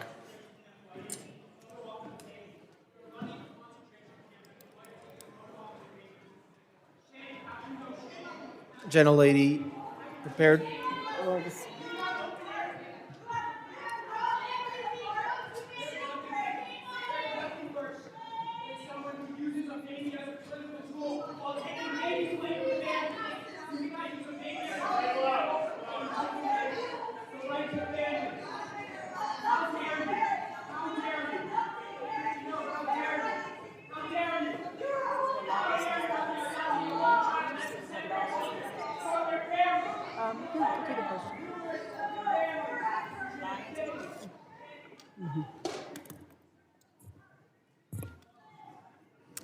Okay. Thank you. Gentlelady's recognized. Yeah, thank you, Mr. Chairman. You know, I just want to respond to a lot of what Secretary Noem has just testified to. And gentlemen, I have some comments that I hope you'll take back to the Secretary and to the Department. If there's anything that is clear about what is going on in this country, is that the rhetoric and fear that is happening is at an all-time escalated high, and we're all describing different aspects of it. Fear of law enforcement, fear of citizens, fear of people who are legally in this country, because it's the rhetoric that is happening from the very top, that is being decimated down level, and that is really, really dangerous. And one of the things that the Secretary said was she is restoring the rule of law. That is absolutely not true, because the rule of law is founded on two fundamental principles: that if you are going to be subject to a criminal arrest in this country, that there is probable cause to do so. You can't just snatch somebody walking into a coffee shop because of the color of their skin. There's no probable cause for that. And also that you will get due process. And that is not happening. And so what you're seeing is an overwhelming frustration of the American people in this country, that the lack of respect and regard for the rule of law by this administration, and in particular by this secretary, is at a level that we have never seen and violates all of the constitutional norms and all of the principles of legal fairness in this country. And you're seeing that manifest itself in threats to law enforcement and bubbling over because people are frustrated. And they are channeling that frustration because the administration is not listening and is only doubling down on the rhetoric. You know, this notion that I think my colleagues highlighted that we're only going to pursue serious threats. It's just not true. I visited an ICE facility outside of Dallas, and over 70% of them were classified as the lowest threat level, as never having a criminal record at all. But yet they were there because of the color of their skin. There was not a probable cause. They're not a threat to this country. They have no criminal history at all. I fully support, as does everyone on this committee, Homeland Security focusing on threats to our national security. We want cybersecurity. We want terroristic threats from abroad to be stopped. Absolutely. None of us want a recreation of 9/11, but we also do not want, under any level, the trampling of our constitutional rights and the legal system of due process. I have a poster here to highlight 3 American citizens that were arrested by ICE who had done nothing wrong. They presented themselves as American citizens, but yet were still trampled, assault. One had broken ribs, a brain injury, an older gentleman by being knocked down to the ground after he said, "I'm an American citizen." But yet they did not stop. And that is a huge problem. When somebody says, "I'm an American citizen," to ICE, and ICE does not stop and continues to assault them and physically berate them and then hold them for days and days on end without a due process hearing, that is a problem. And it is not stopping. We have brought these concerns to the Secretary and to agencies like yourself in these hearings time and time again through multiple letters. We've all written letters that have gone unresponded because this cannot happen in our country. And the reality of it is, in any law enforcement situation, and what we have happening out into the public, is there are ICE agents and there are Border Patrol agents that are doing their great job. They're doing what they're supposed to do. But there are also bad actors. There are people who are exceeding their authority. The power's gone to their head. The intimidation is outrageous. And there's no effort to rein them in by the FBI. There's no effort to rein them in by the Homeland Security. There's no effort to overcorrect. Just like one of my colleagues highlighted, the reinstatement of one that was inappropriate. And these efforts are breaking down the trust of the American people. I hope you take these concerns back because they need to be addressed if we're going to address the violence in this country. I yield back. Gentlelady yields back. I now recognize the gentleman from Arizona, Mr. Creighton. Thank you, Mr. Chairman, for holding this committee hearing today. Thank you for the witnesses. Director Kent, you talked about what keeps you up at night. I believe you said, we don't know who came into the country in the last 4 years. And we've cited several times in this hearing that about 15 to 20 million people came into this country under the last administration. And something that you said actually shocked me. You said that 18,000 known and suspected terrorists entered into the country during the Biden administration. Is that correct? That's correct. That's deeply concerning, but I'm really not surprised. Many of us in this committee said that's exactly what was going to happen. I didn't know that those numbers would be as high as they are. One of the other things that really concerns me about what's going on in this country is we continue to let people into this country that do not want to assimilate to our culture and want to harm Americans. I want to go ahead and play a video.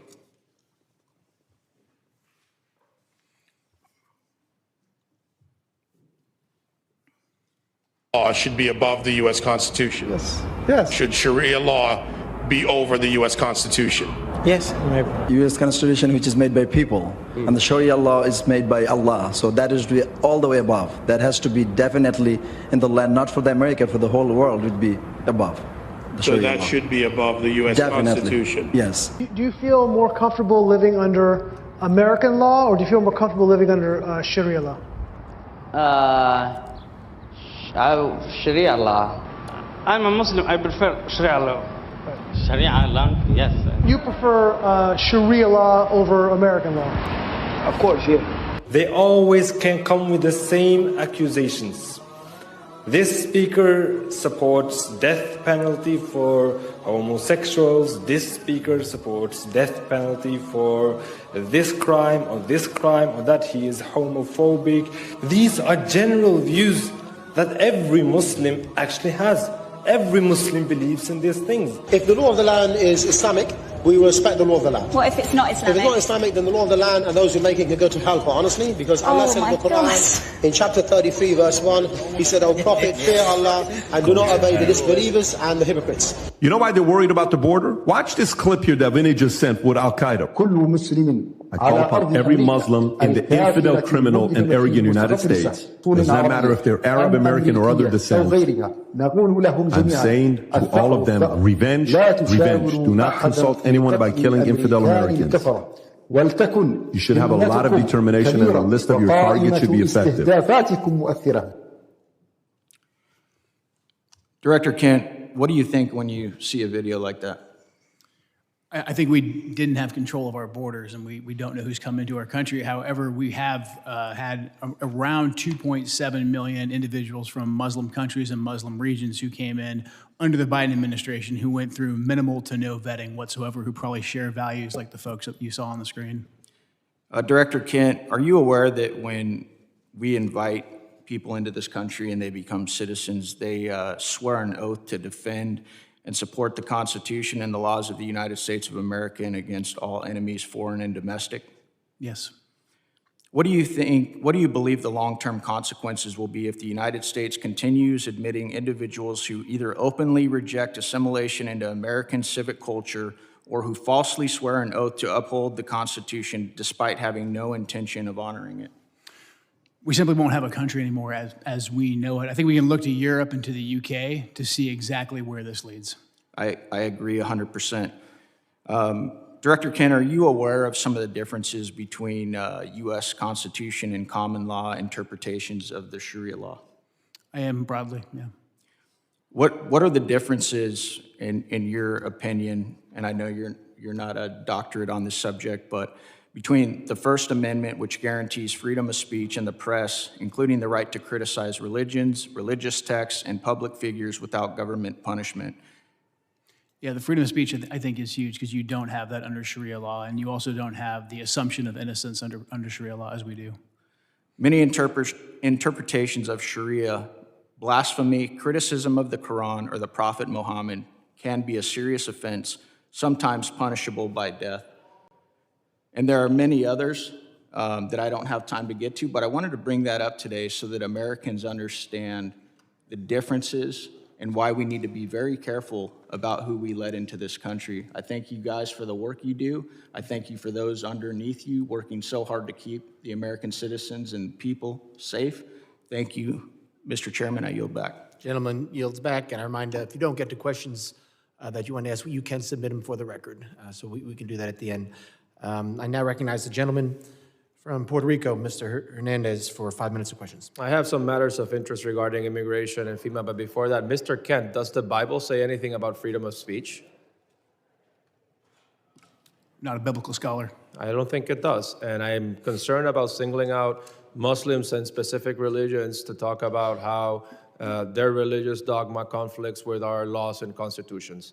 I lament that Ms. Noem has had to leave early today, but I wanted to talk about the atrocities that the DHS's immigration enforcement and the pain it is causing in places like my home district of Puerto Rico.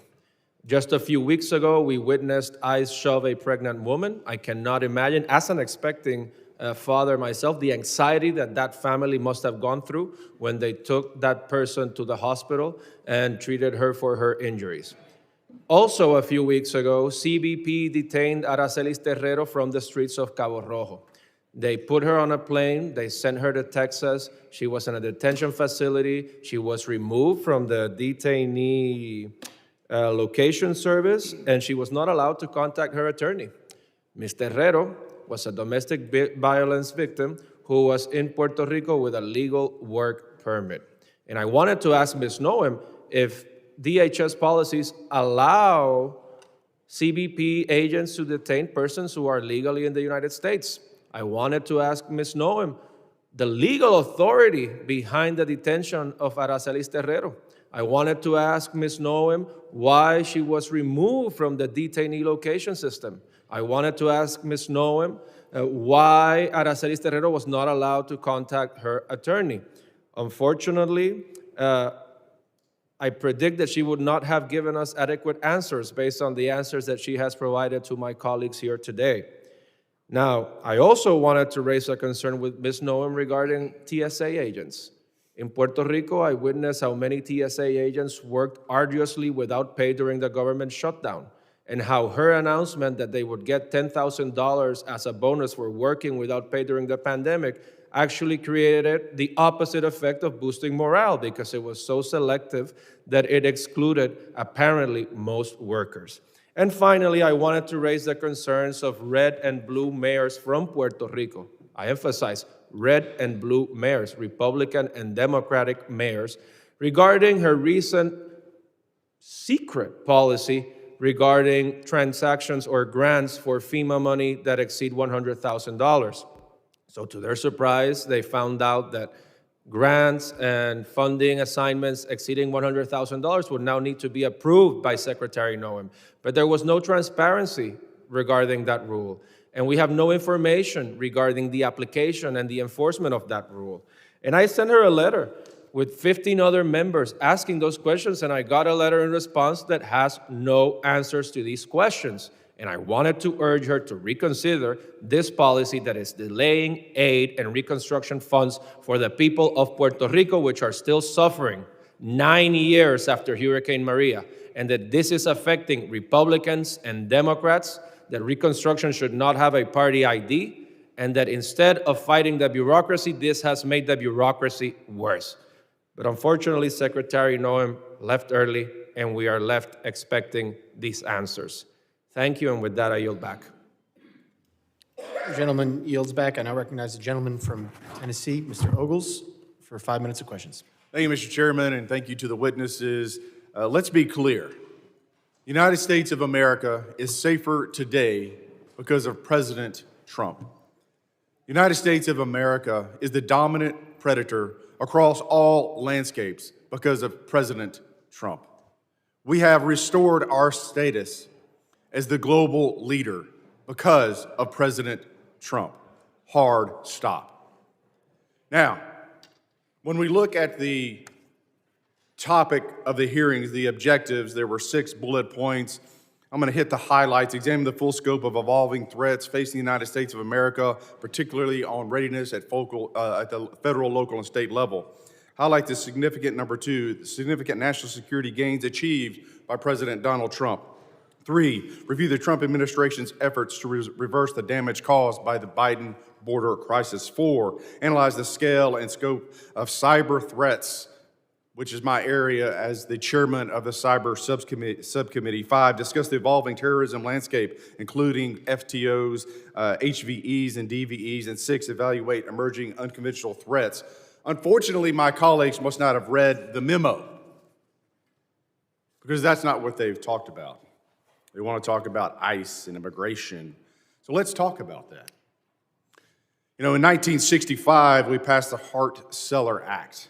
Since that time, we've seen chain migration on a scale that, quite frankly, I'm not sure even the progressive liberal authors of that bill could have possibly imagined. In that amount of time, we've seen 60 million migrants come into this country, most of which, 90%, from third world countries. There are roughly 300,000 Afghans in America, 200,000 of which came under Biden. Approximately 45% of Afghans are on U.S. food stamps. Afghans under the Biden administration have an unemployment rate double that of Americans. 68% of Afghans are on Medicaid. Let's go overseas. And so if that sounds like political rhetoric, let's look at the facts. Paris, 48% of crimes committed by foreigners, most of which were Muslim. Overall crime has surged since the Islamic migrant influx. That is from the French Interior Ministry. London, 40% of sex crimes are committed by foreigners, most of which are Muslims. That's the Metropolitan Police Department. Rome, 83% of 2024 street robberies by non-EU citizens, almost all of which were Muslim. Sexual assaults, 69% Muslim, Italian police reports. Minneapolis, here in the homeland. Violent crime in Cedar Riverside, a Somali hub, rose 56%, 2010 to 2018. Dearborn, Michigan, crime 105% above the national average. Hamtramck, outside of Detroit, 92% of assaults by Muslim immigrants. Drug arrests, 85% Muslim immigrants. Now let's go to Nashville, Tennessee, where a Somali man, a migrant who came in 2015, raped to death a woman on the steps of a church. I've had enough. I've said it once, and I'll say it again. Deport them all. This is our country. We get to decide who comes in, and we get to decide who has to leave. And I say, deport them all.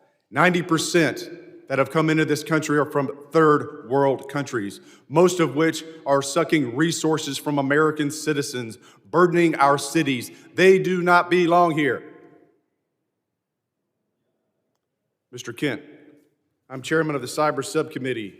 Let's go into the scope and scale of the cyber threats posed by the CCP. I give you the floor, sir. CCP is probably one of the more aggressive actors in the cyberspace right now. NCTC is mostly focused on the terrorism realm and how terrorist actors are using the proliferation of encrypted devices and just the internet to spread propaganda. That's probably our biggest purview in terms of cyber. Mr. Glasheen? Chairman, I would say that the Chinese government, the CCP, is our greatest cyber threat. It is a full-time job, and the resources they throw at this is unbelievable. It's a major concern. You know, I want to thank the witnesses for being here, and I want to thank President Trump. You know, as I sit in the skiff and I'm reading the briefings from the CIA and the FBI on the daily attacks to our country and to our infrastructure, I appreciate the president, and I appreciate you gentlemen and your service to this country in keeping Americans safe. They have no idea what you do every single day. God bless you, and God bless America. Mr. Chairman, I yield back. Gentleman yields back. I now recognize the gentlelady from New Jersey, Ms. Poe, for 5 minutes of questions. Thank you, Mr. Chairman, and to our ranking member. Yes, indeed, we've spoken a great deal and learned many things here today, some of which are still going unanswered, many questions that all of us still have. And there are a vast number of threats that endanger our homeland, from increasingly sophisticated state-sponsored terrorist networks to evolving technologies. Our law enforcement agencies are engaging criminals on multiple fronts and facing significant demands every single day. Next year, there will be an increasingly heightened threat environment in my district in northern New Jersey as we host the World Cup. Federal counterterrorism grant funding is absolutely critical in keeping our communities safe against the evolving threat environment. This is why I have been so deeply disturbed by the decision of Secretary Noem to freeze, delay, and cut billions of dollars in federal counterterrorism grant funds. In February, her department, DHS, froze billions of dollars in counterterrorism grants that had already been awarded to states and cities. This decision left state and local public safety organizations unable to access critical funding. DHS then ignored legal deadlines for releasing this year's installment of the $1.5 billion for these counterterrorism programs. And when DHS finally released this funding, she abruptly and illegally slashed funding to states with Democratic governors like New Jersey. States and localities have sued in federal court for funding owed by the federal government that was appropriated for them by Congress. In October, I sent a letter to Secretary Noem, and if she was here, I would be saying this directly to her, signed by all of my Democratic colleagues in New Jersey's delegation, demanding that she stop playing politics with federal counterterrorism funding and immediately restore New Jersey's allocation. Specifically, I'm referring to the 50% cut to New Jersey's allocation of the Homeland Security Grant Program, which includes the Urban Area Security Initiative and the State Homeland Security Program. This is the single largest preparation grant program in the Federal Emergency Management Agency. New Jersey has relied on these federal grants to respond and prepare against terrorist attacks. When she published the notice of funding opportunities for the Homeland Security Grant Program, she stated that her intent to allocate this funding was going to be based on statutory risk assessment and an analysis of relative risk to terrorism faced by the 100 most populous areas in the country. Under this process, New Jersey was preliminarily allocated around $19 million, but DHS final award notification, our state received just $9 million. The final award notification failed to explain why such drastic cuts were made. Instead, she simply stated that it was done, quote, per DHS directive. To this day, we have still not received, I have not received a response to my letter.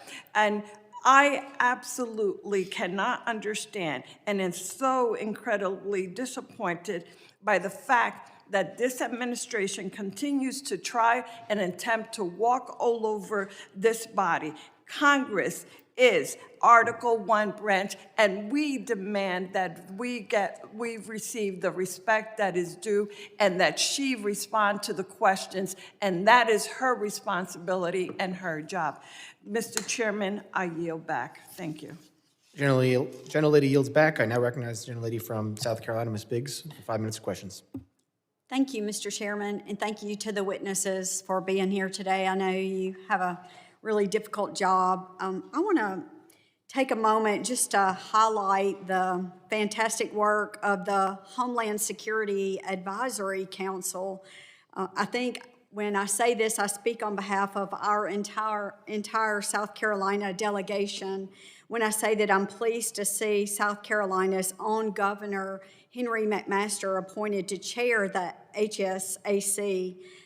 Since its inception in 2002, the Council's mission has been to offer the Department real-time advice across the whole spectrum of security issues, and I think this is especially critical for a state like mine in South Carolina, where we face everything from severe weather events such as Hurricane Helene to major port security and cyber security concerns. But I'll move on, and I would like to direct this statement to Director Kent. China is and has been for quite some time the primary great power competitor to the U.S. I think some of my colleagues have already established that today. And I think we've identified the pacing challenge for our national security strategies. Chinese companies have made land acquisitions near sensitive military sites in the U.S., and Chinese researchers have engaged in espionage and intellectual property theft. Chinese national encounters at our northern and southern borders surged in fiscal year 24, and China remains the primary supplier of precursor chemicals contributing to American overdose deaths. So my question, Director, is to what extent do you see a nexus between China's destabilizing activities and the terror threat landscape in the United States? Thank you for that question, and that's a very important topic, especially in terms of fentanyl and the precursors the Chinese Communist Party provides. Working directly with the cartels, we have agents of the Chinese Communist Party, some directly affiliated and some indirectly affiliated, that are working with the cartels to continue to change essentially the recipe of the fentanyl, because as we designate these different precursors and they kind of fall off the market or become more regulated, these advanced chemists will then come into play, and they're the ones that provide the new ingredients, the new ways to manufacture fentanyl that kills American citizens. So this is something that we're looking at, in particular, the relationship between these Chinese actors and the Mexican drug cartels. Well, thank you so much. And sir, if you have any additional information, I'd be happy to hear. Yes, ma'am. Thanks for the opportunity. I think to your question is, if our country's destabilized, it creates a lot of vulnerabilities for us. And whether it be the fentanyl is what you're talking about here, it could definitely affect our national security. Regarding the fentanyl, one thing Director Patel recently did is we've recognized the challenge that fentanyl faces in the United States. And instead of continuing to address the symptom, look at the root of the problem. He recently went over to China, met with his counterparts in MSP, and they agreed to put 13 precursor chemicals on an export control list. And if we can prevent the chemicals and the precursors coming to the United States or into the, Mexico or anyone that puts together the fentanyl that comes into the United States, that can have a greater effect to reduce that threat to the United States. Well, thank you so much, and I appreciate you being here and hope you realize how important your work is. And I know the district, my 3rd district of South Carolina, is counting on you to continue that hard work. I yield back, sir.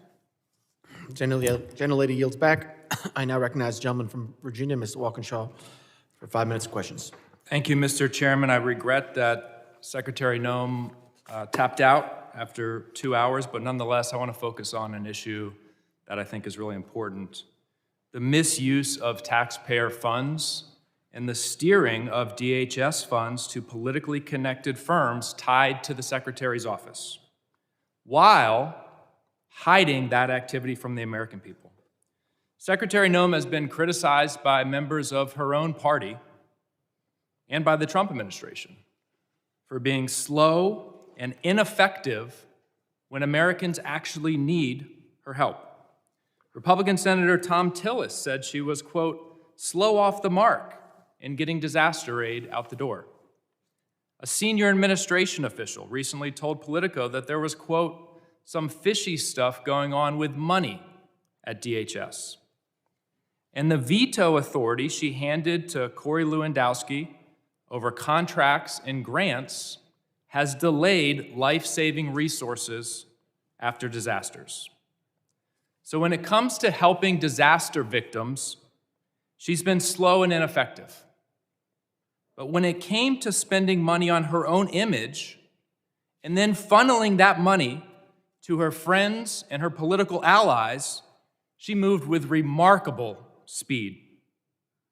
According to reporting by ProPublica, DHS obligated $220 million for an advertising campaign featuring her in staged, phony border imagery and featuring pictures of President Trump's private properties. That money, that taxpayer money, was routed through a newly created and secretive Delaware shell company. It was then secretly funneled from that shell company to a firm with direct political and personal ties to her office and her political operation. That firm is called the Strategy Group.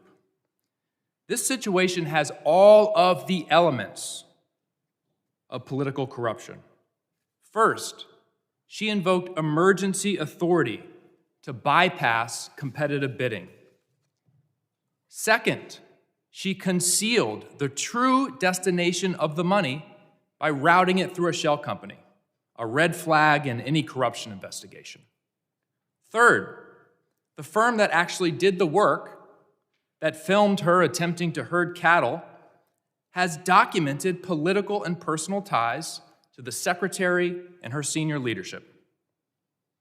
Fourth, her directive requiring personal approval of all contracts over $100,000 concentrated power in the hands of the very people tied to the firm that secretly received the work, her and Mr. Lewandowski.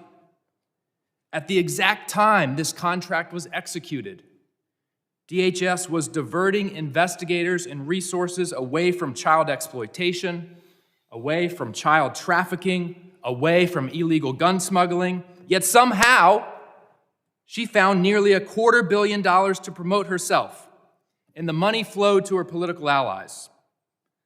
A federal contracting law expert, quoted in ProPublica, summarized it plainly. It's corrupt is the word. That's what I would have liked to ask the Secretary about today. I would have asked if she personally approved the money that flowed to her political and personal allies.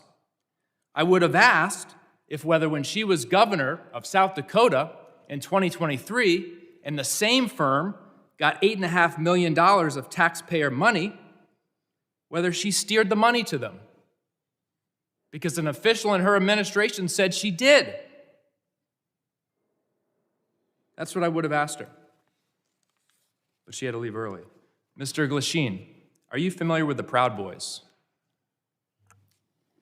I'm familiar with the name, yeah, Proud Boys. Okay. Does the FBI still designate the Proud Boys as an extremist organization? They did in 2018 in President Trump's first term.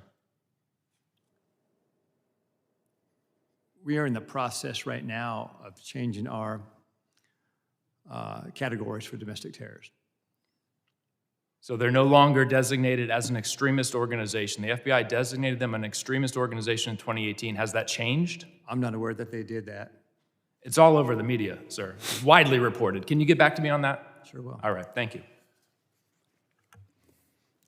Gentleman yields back. I now recognize gentleman from North Carolina who's not for 5 minutes of questions. Thank you, Mr. Chairman. Before I go into my line of questioning, it's worth notice that the previous administration labeled Catholic churches and charities as domestic terrorists, and there was no outrage about that from the other side of the aisle. But regards to today's hearing, threats that currently face the country, we have millions of people in this country right now who will harm the country either with specific intent or by natural effect. There's a refusal to assimilate. There's a disdain for Western values. There's even a disdain for this country. We've seen it recently in the unfortunate but staggering case that we've become aware of in Minnesota. Somalian groups who have come here to defraud the United States to the tune of billions of dollars, submitting fake invoices, at least motivated in part for personal enrichment, and then to fund terrorist groups back home, our adversaries. And one of the points that I find most disgraceful from the other side of the aisle, they would rather talk about Secretary Noem rather than these threats that we are trying to combat. And they also say that this is strictly a race issue. That's a disgusting accusation. From my experience in law enforcement, there were people from all over the world who exploited the open border policies or weak legal immigration policies to come here, whether they were from Eastern Europe, China, Russia, the Middle East, Northern Africa, Pacific Islands, and of course, South America. It's a full world problem that is operating inside of our borders. So, Mr. Kent, let me just start with you. How can we programmatically identify, again, these threats that arrive at the point of millions of people who are here specifically harming the country? So right now we're in the triage phase. We've already identified 18,000 individuals who have ties to known suspected terrorists and terrorist organizations. So we're starting with them, working with DHS and the FBI to locate and deport them.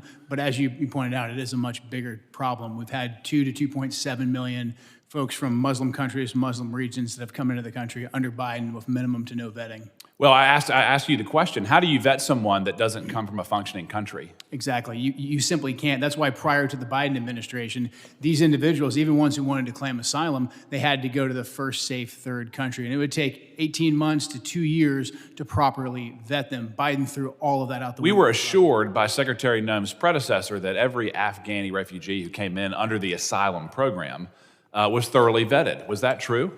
That was a lie. Any of those individuals who were vetted, such as the terrorist in D.C., they were vetted under a war zone standard to see if they could serve as a soldier or as a guard or a cook or something like that, to see if they posed a threat to us tactically in Afghanistan or Iraq, but not to be our neighbors. Two completely different systems of vetting. The Biden administration used the tactical vetting as a ruse to get millions of people into the And then once they were here, we have eyewitness testimony that they were deployed to military bases and then picked up by people who were already in the country, never to be seen again.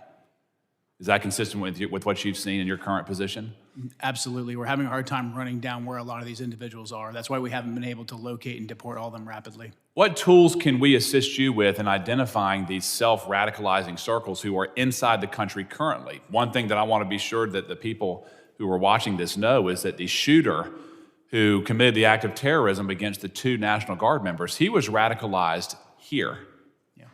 How are we going to identify, again, the people who are inside of our own borders, empowering our enemies to commit harm inside this country?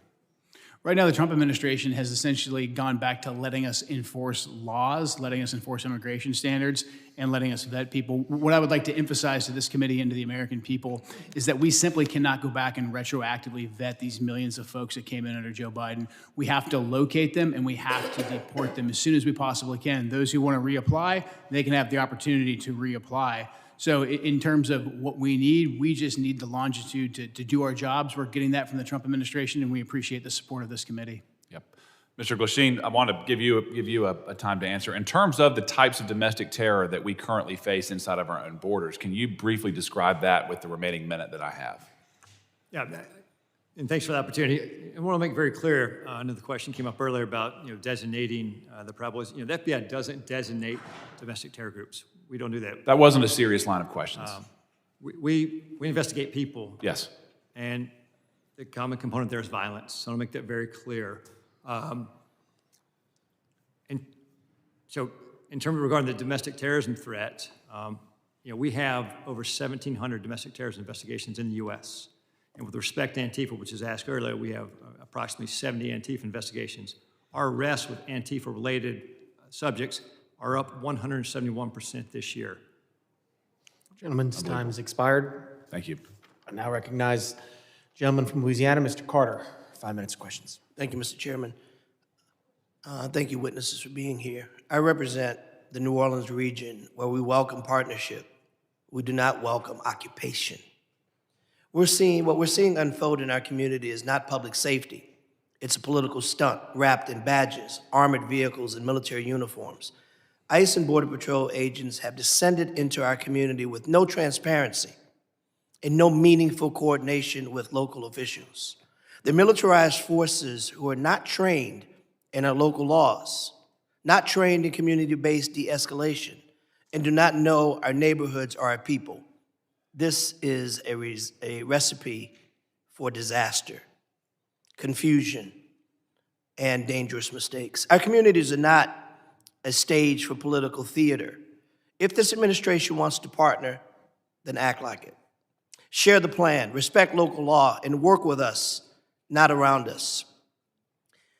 Unfortunately, Kristi Noem, our secretary, had to leave in the middle of a very important conversation to go and talk about dismantling FEMA, a discussion we'll have at another time that for the life of me, I simply can't understand why we would want to decentralize the Federal Emergency Management Agency, an agency that is needed more now than it was needed when it was first created, as natural disasters continue to happen more often than ever before in places it's never happened before. But nonetheless, if she were here, but she's not, I'll ask her chair. Secretary Noem, I recently stood with local elected leaders from the city of New Orleans and our mayor-elect, Helena Moreno, as they urged DHS agents to commit to transparency, due process protections, identifiable federal agents, safeguards against discriminatory enforcement, and humanitarian protections. I would ask her if she were here, but she isn't. Ma'am, will you commit your department to uphold these values during the current operation in Louisiana? Apparently they aren't doing that, but because I know both of you are capable of answering this question and are, in fact, civil servants that have demonstrated in your career that you do understand transparency, that you do understand the Constitution. So I'll ask you the question, do you think this request from our mayor-elect in New Orleans is a reasonable one? Is it reasonable to ask that agents commit to transparency, due process protections, identifiable agents, and safeguards against discriminatory enforcements? Yes or no? Do you think that's a reasonable ask? Yes or no? Is that reasonable? Sounds reasonable, yeah. Thank you. Do you think it's reasonable, sir? Sounds reasonable. Thank you.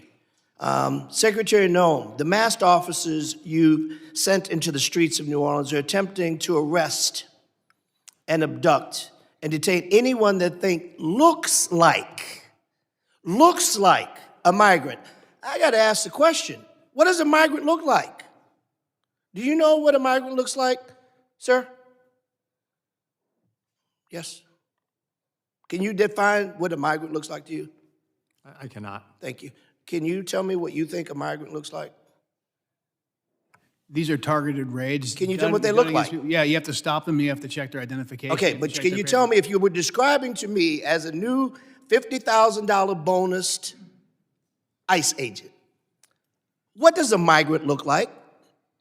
You would stop and you would ask them for ID, and you'd be on an intelligence-driven operation, which is what these ICE raids are. They're intelligence-driven operations. But if you were to say a guy's wearing a red shirt, you would say the guy's wearing a red shirt and a purple baseball hat. You would be able to give that description. But can you give a description of what a migrant looks like? Can you give a description of what a migrant looks like? We need to deploy ICE officers to stop people and ask them, and they go on intelligence. I reclaim my time. You clearly don't want to answer my question, and that's unfortunate because the American people want to know these answers. We want to know. I've got a quick video I want to show before my time runs. Please. Look at this. This is a stunning video from Louisiana. You hear that woman cry out. She's a 23-year-old running down the street away from the masked agents who are chasing her, repeating that she is a U.S.-born citizen, saying, Stop. This is a United States citizen who's running away from ICE agents who, when she gets to her house and her husband comes out, they stop the chase. They clearly weren't chasing her for that. They appear to have been doing something nefarious.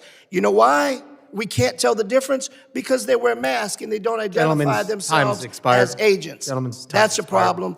Gentleman's time's expired. I recognize the gentleman from Tennessee, Mr. Van Epps, for 5 minutes of questions. Thank you, Mr. Chairman. Thank you to the Secretary and gentlemen. Thank you for being here today at this critical hearing. I'm honored to be here at my very first hearing as the newest member of Congress. And I've had the privilege to serve this country for over 20 years in uniform, first as an active duty U.S. Army helicopter pilot with service with the 160th Special Operations Aviation Regiment, and currently serving in the Tennessee Army National Guard. And I'm honored to continue the mission from a new post with this distinguished committee.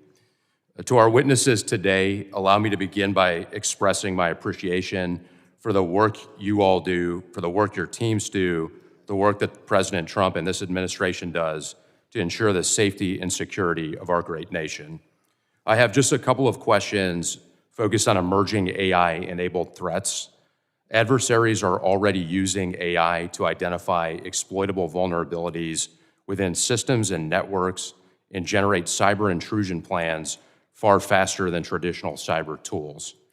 Mr. Glasheen, sir, foreign cyber actors are increasingly using AI to refine malware, automate phishing, and sift large volumes of stolen data. What additional cooperation or coordination between the FBI, DHS, and companies within the private sector would most improve early detection of AI-enabled intrusions? Or if you would just like to comment on this matter generally. No, I appreciate that opportunity. AI is a continued challenge right now. I think the relationships we have right now with government, private industry are strong right now with respect to any type of malware, ransomware. I think the CISA 2015 authorization that gives us the authorities, that's critical for the future success of that. And I think for the ongoing partnerships, I mean, the key piece here is that relationship with private sector, private industry. So we just continue to reinforce that. Thank you, sir. Director Kent, anything further you'd like to add on that from? No, AI is something we're closely monitoring. I mean, the ability for terrorists to breach language barriers and also to inspire people to conduct attacks and then give them AI-specific instructions, something we're monitoring carefully and very concerned about. Thank you, sir. Thank you both. I know you both spent your entire careers defending this country, and greatly appreciate that, your service and sacrifice. Mr. Chairman, I yield back. Will the gentleman yield? Mr. Van Epps, can I have your time? Yes, sir. Mr. Kent, I want to talk to you a little bit about what we just had with Mr. Carter. I want to let you finish the answer about what an immigrant looks like, going back to my question, that there really is a wide variety of illegal immigration that has attacked this country. Just the gentleman yield to the gentleman? Yes, sir. Okay, so this is the correct time that the gentleman had left? Yes. Okay, the gentleman's recognized for the remainder of Thank his you. time. If you want to finish your answer, I'd be happy to yield you the time. Thank you. He answered it. He said he didn't know. We've had 15 to 20 million illegals come into this country since Joe Biden took office. And so we have to stop individuals and we have to ask them for identification to determine if they are here legally. That's what you're seeing in those ICE raids.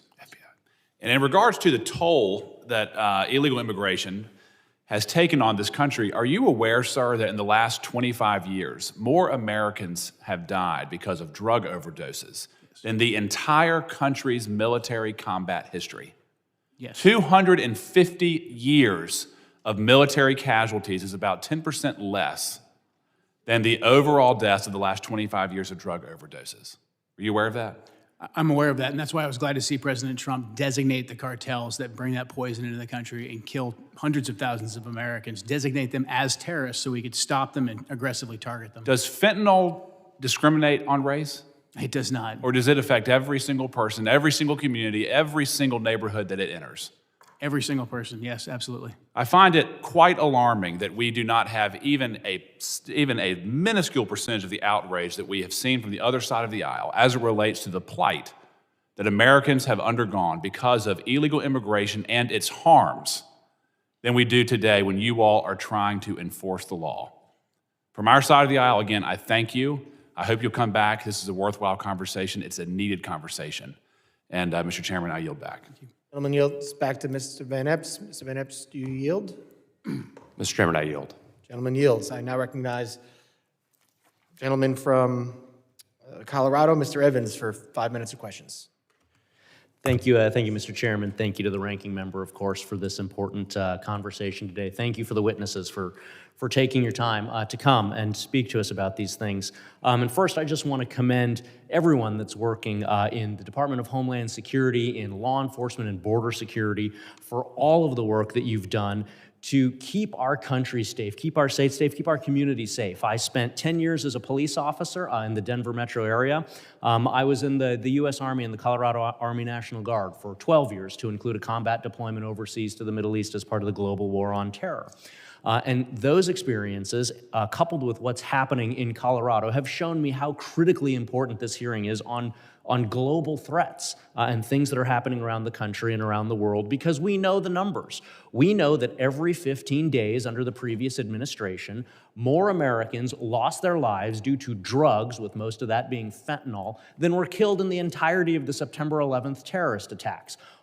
Somewhere around 400,000 Americans died under the previous administration as a result of the poison that's coming into our communities from these cartels, these organized criminals, these foreign terrorist organizations, and again, killing more people than Al-Qaeda could have ever dreamed of killing on American soil. And I saw it as a cop, I saw it as a soldier, and so I'm incredibly thankful for all of the work that's been done to secure our border and to crush these cartels, these criminals, these terrorist organizations.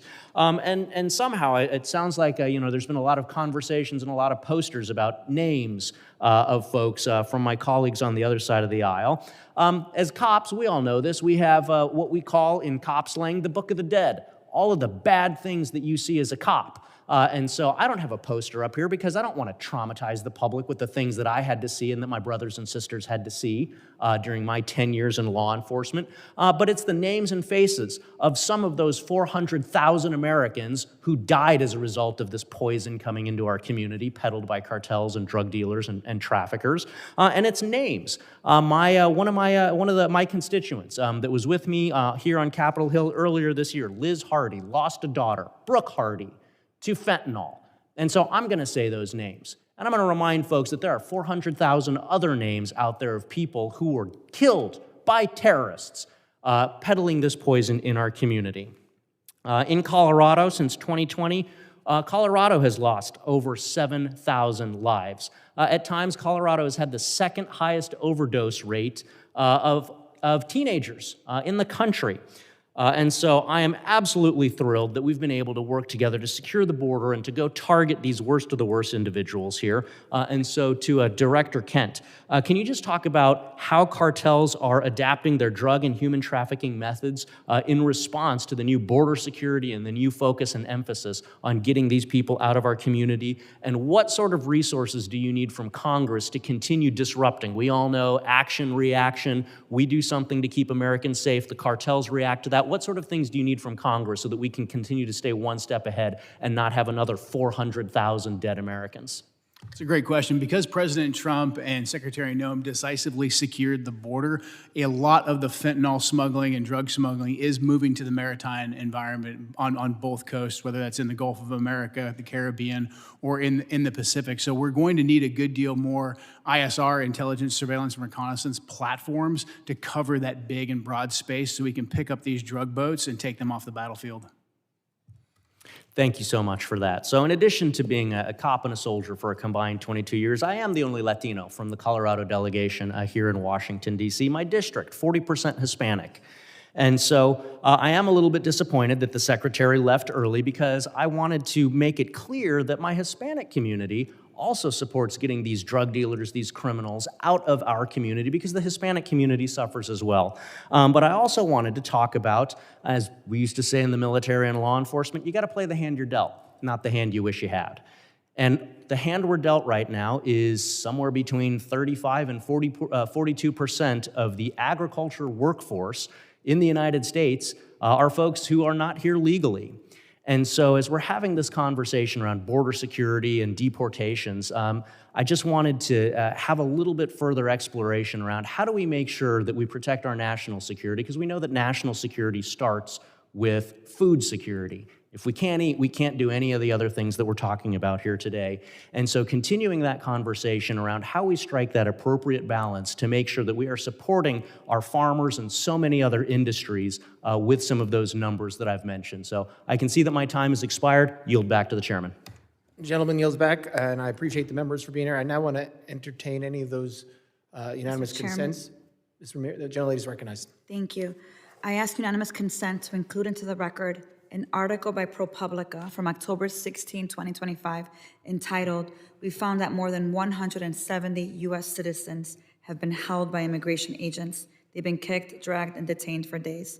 I'd also like to add an article by NBC News from December 7, 2025, entitled, "ICE has arrested nearly 75,000 people with no criminal records, data shows," and the letter that I sent on October 3rd requesting a meeting with Secretary Noem.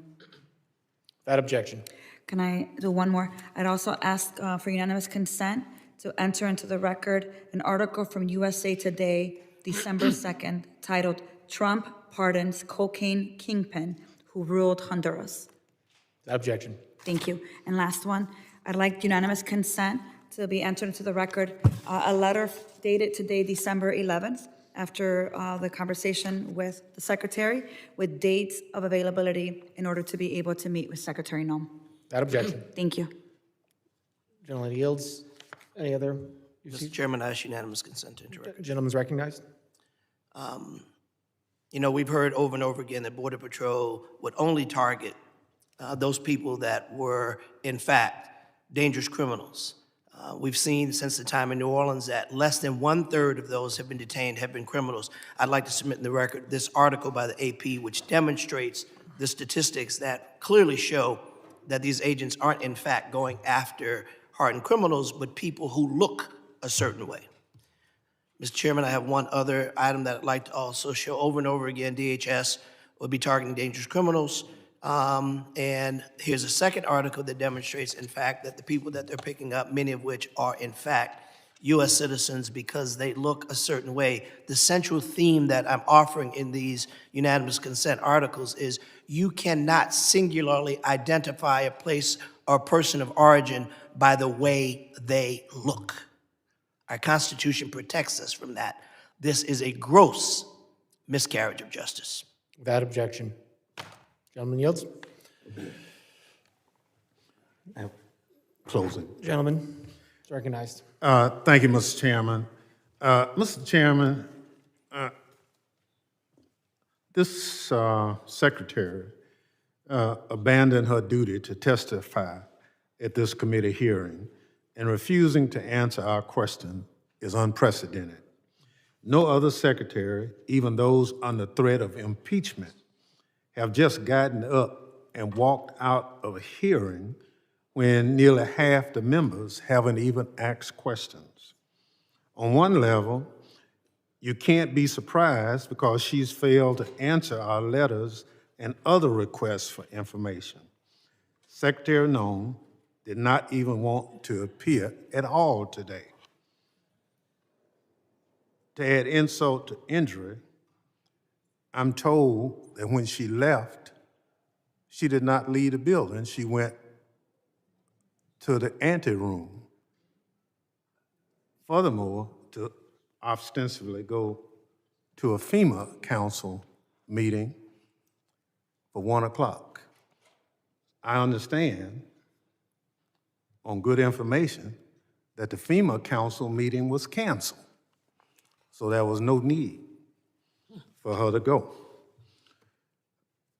She was a liar with no respect for congressional oversight. She joined FBI Director Kash Patel in telling the U.S. House Committee on Homeland Security to pound sand by getting up and walking out in the middle of the hearing. We were told that she'd be here until 1 o'clock, but she left significantly early. This is embarrassing display from someone who can't take the heat, is disrespectful to the committee and the Constitution, the separation of powers. But again, what else can we expect from an administration led by a man who sicked a mob on the Capitol on January 6th? Mr. Chairman, because the secretary walked out of the hearing, I move that this committee subpoena Secretary Noem back to continue her testimony. Thank the gentleman. I yield back. The gentleman yields back. Mr. Chairman, I move to table the motion. Gentleman moves to table motion. I thank the gentleman for that motion. Now, continue.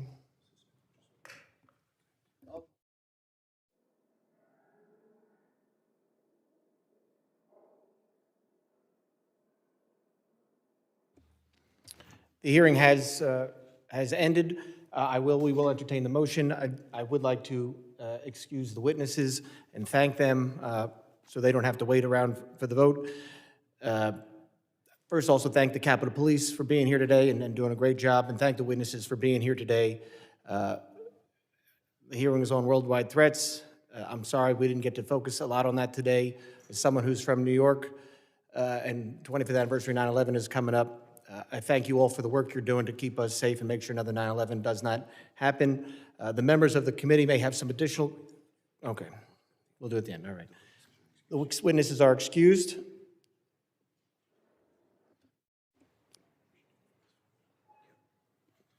And on the motion to table, all those in favor say aye. Aye. Aye. All those opposed? Nay. The ayes have it. Mr. Chairman. Yes. I guess we're gonna have to ask for a recorded vote on that. A recorded vote has been requested. The clerk will prepare the roll.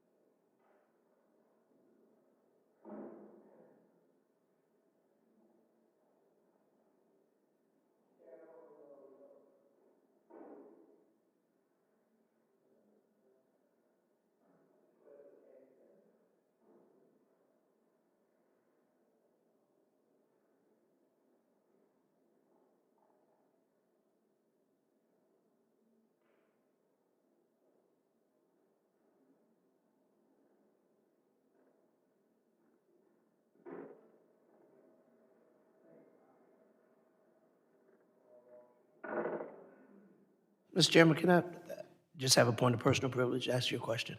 It's an easy one. It's a statement. It's a point of personal privilege.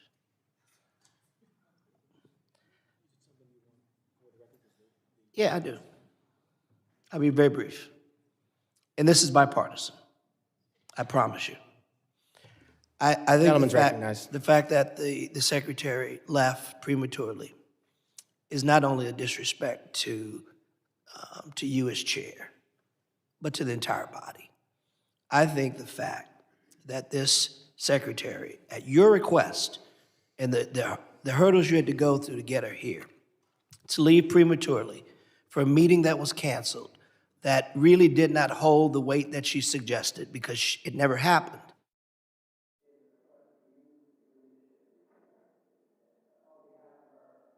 Somebody turned me off. I apologize to you, my friend. You deserve better. Thank you, gentlemen. Yield back.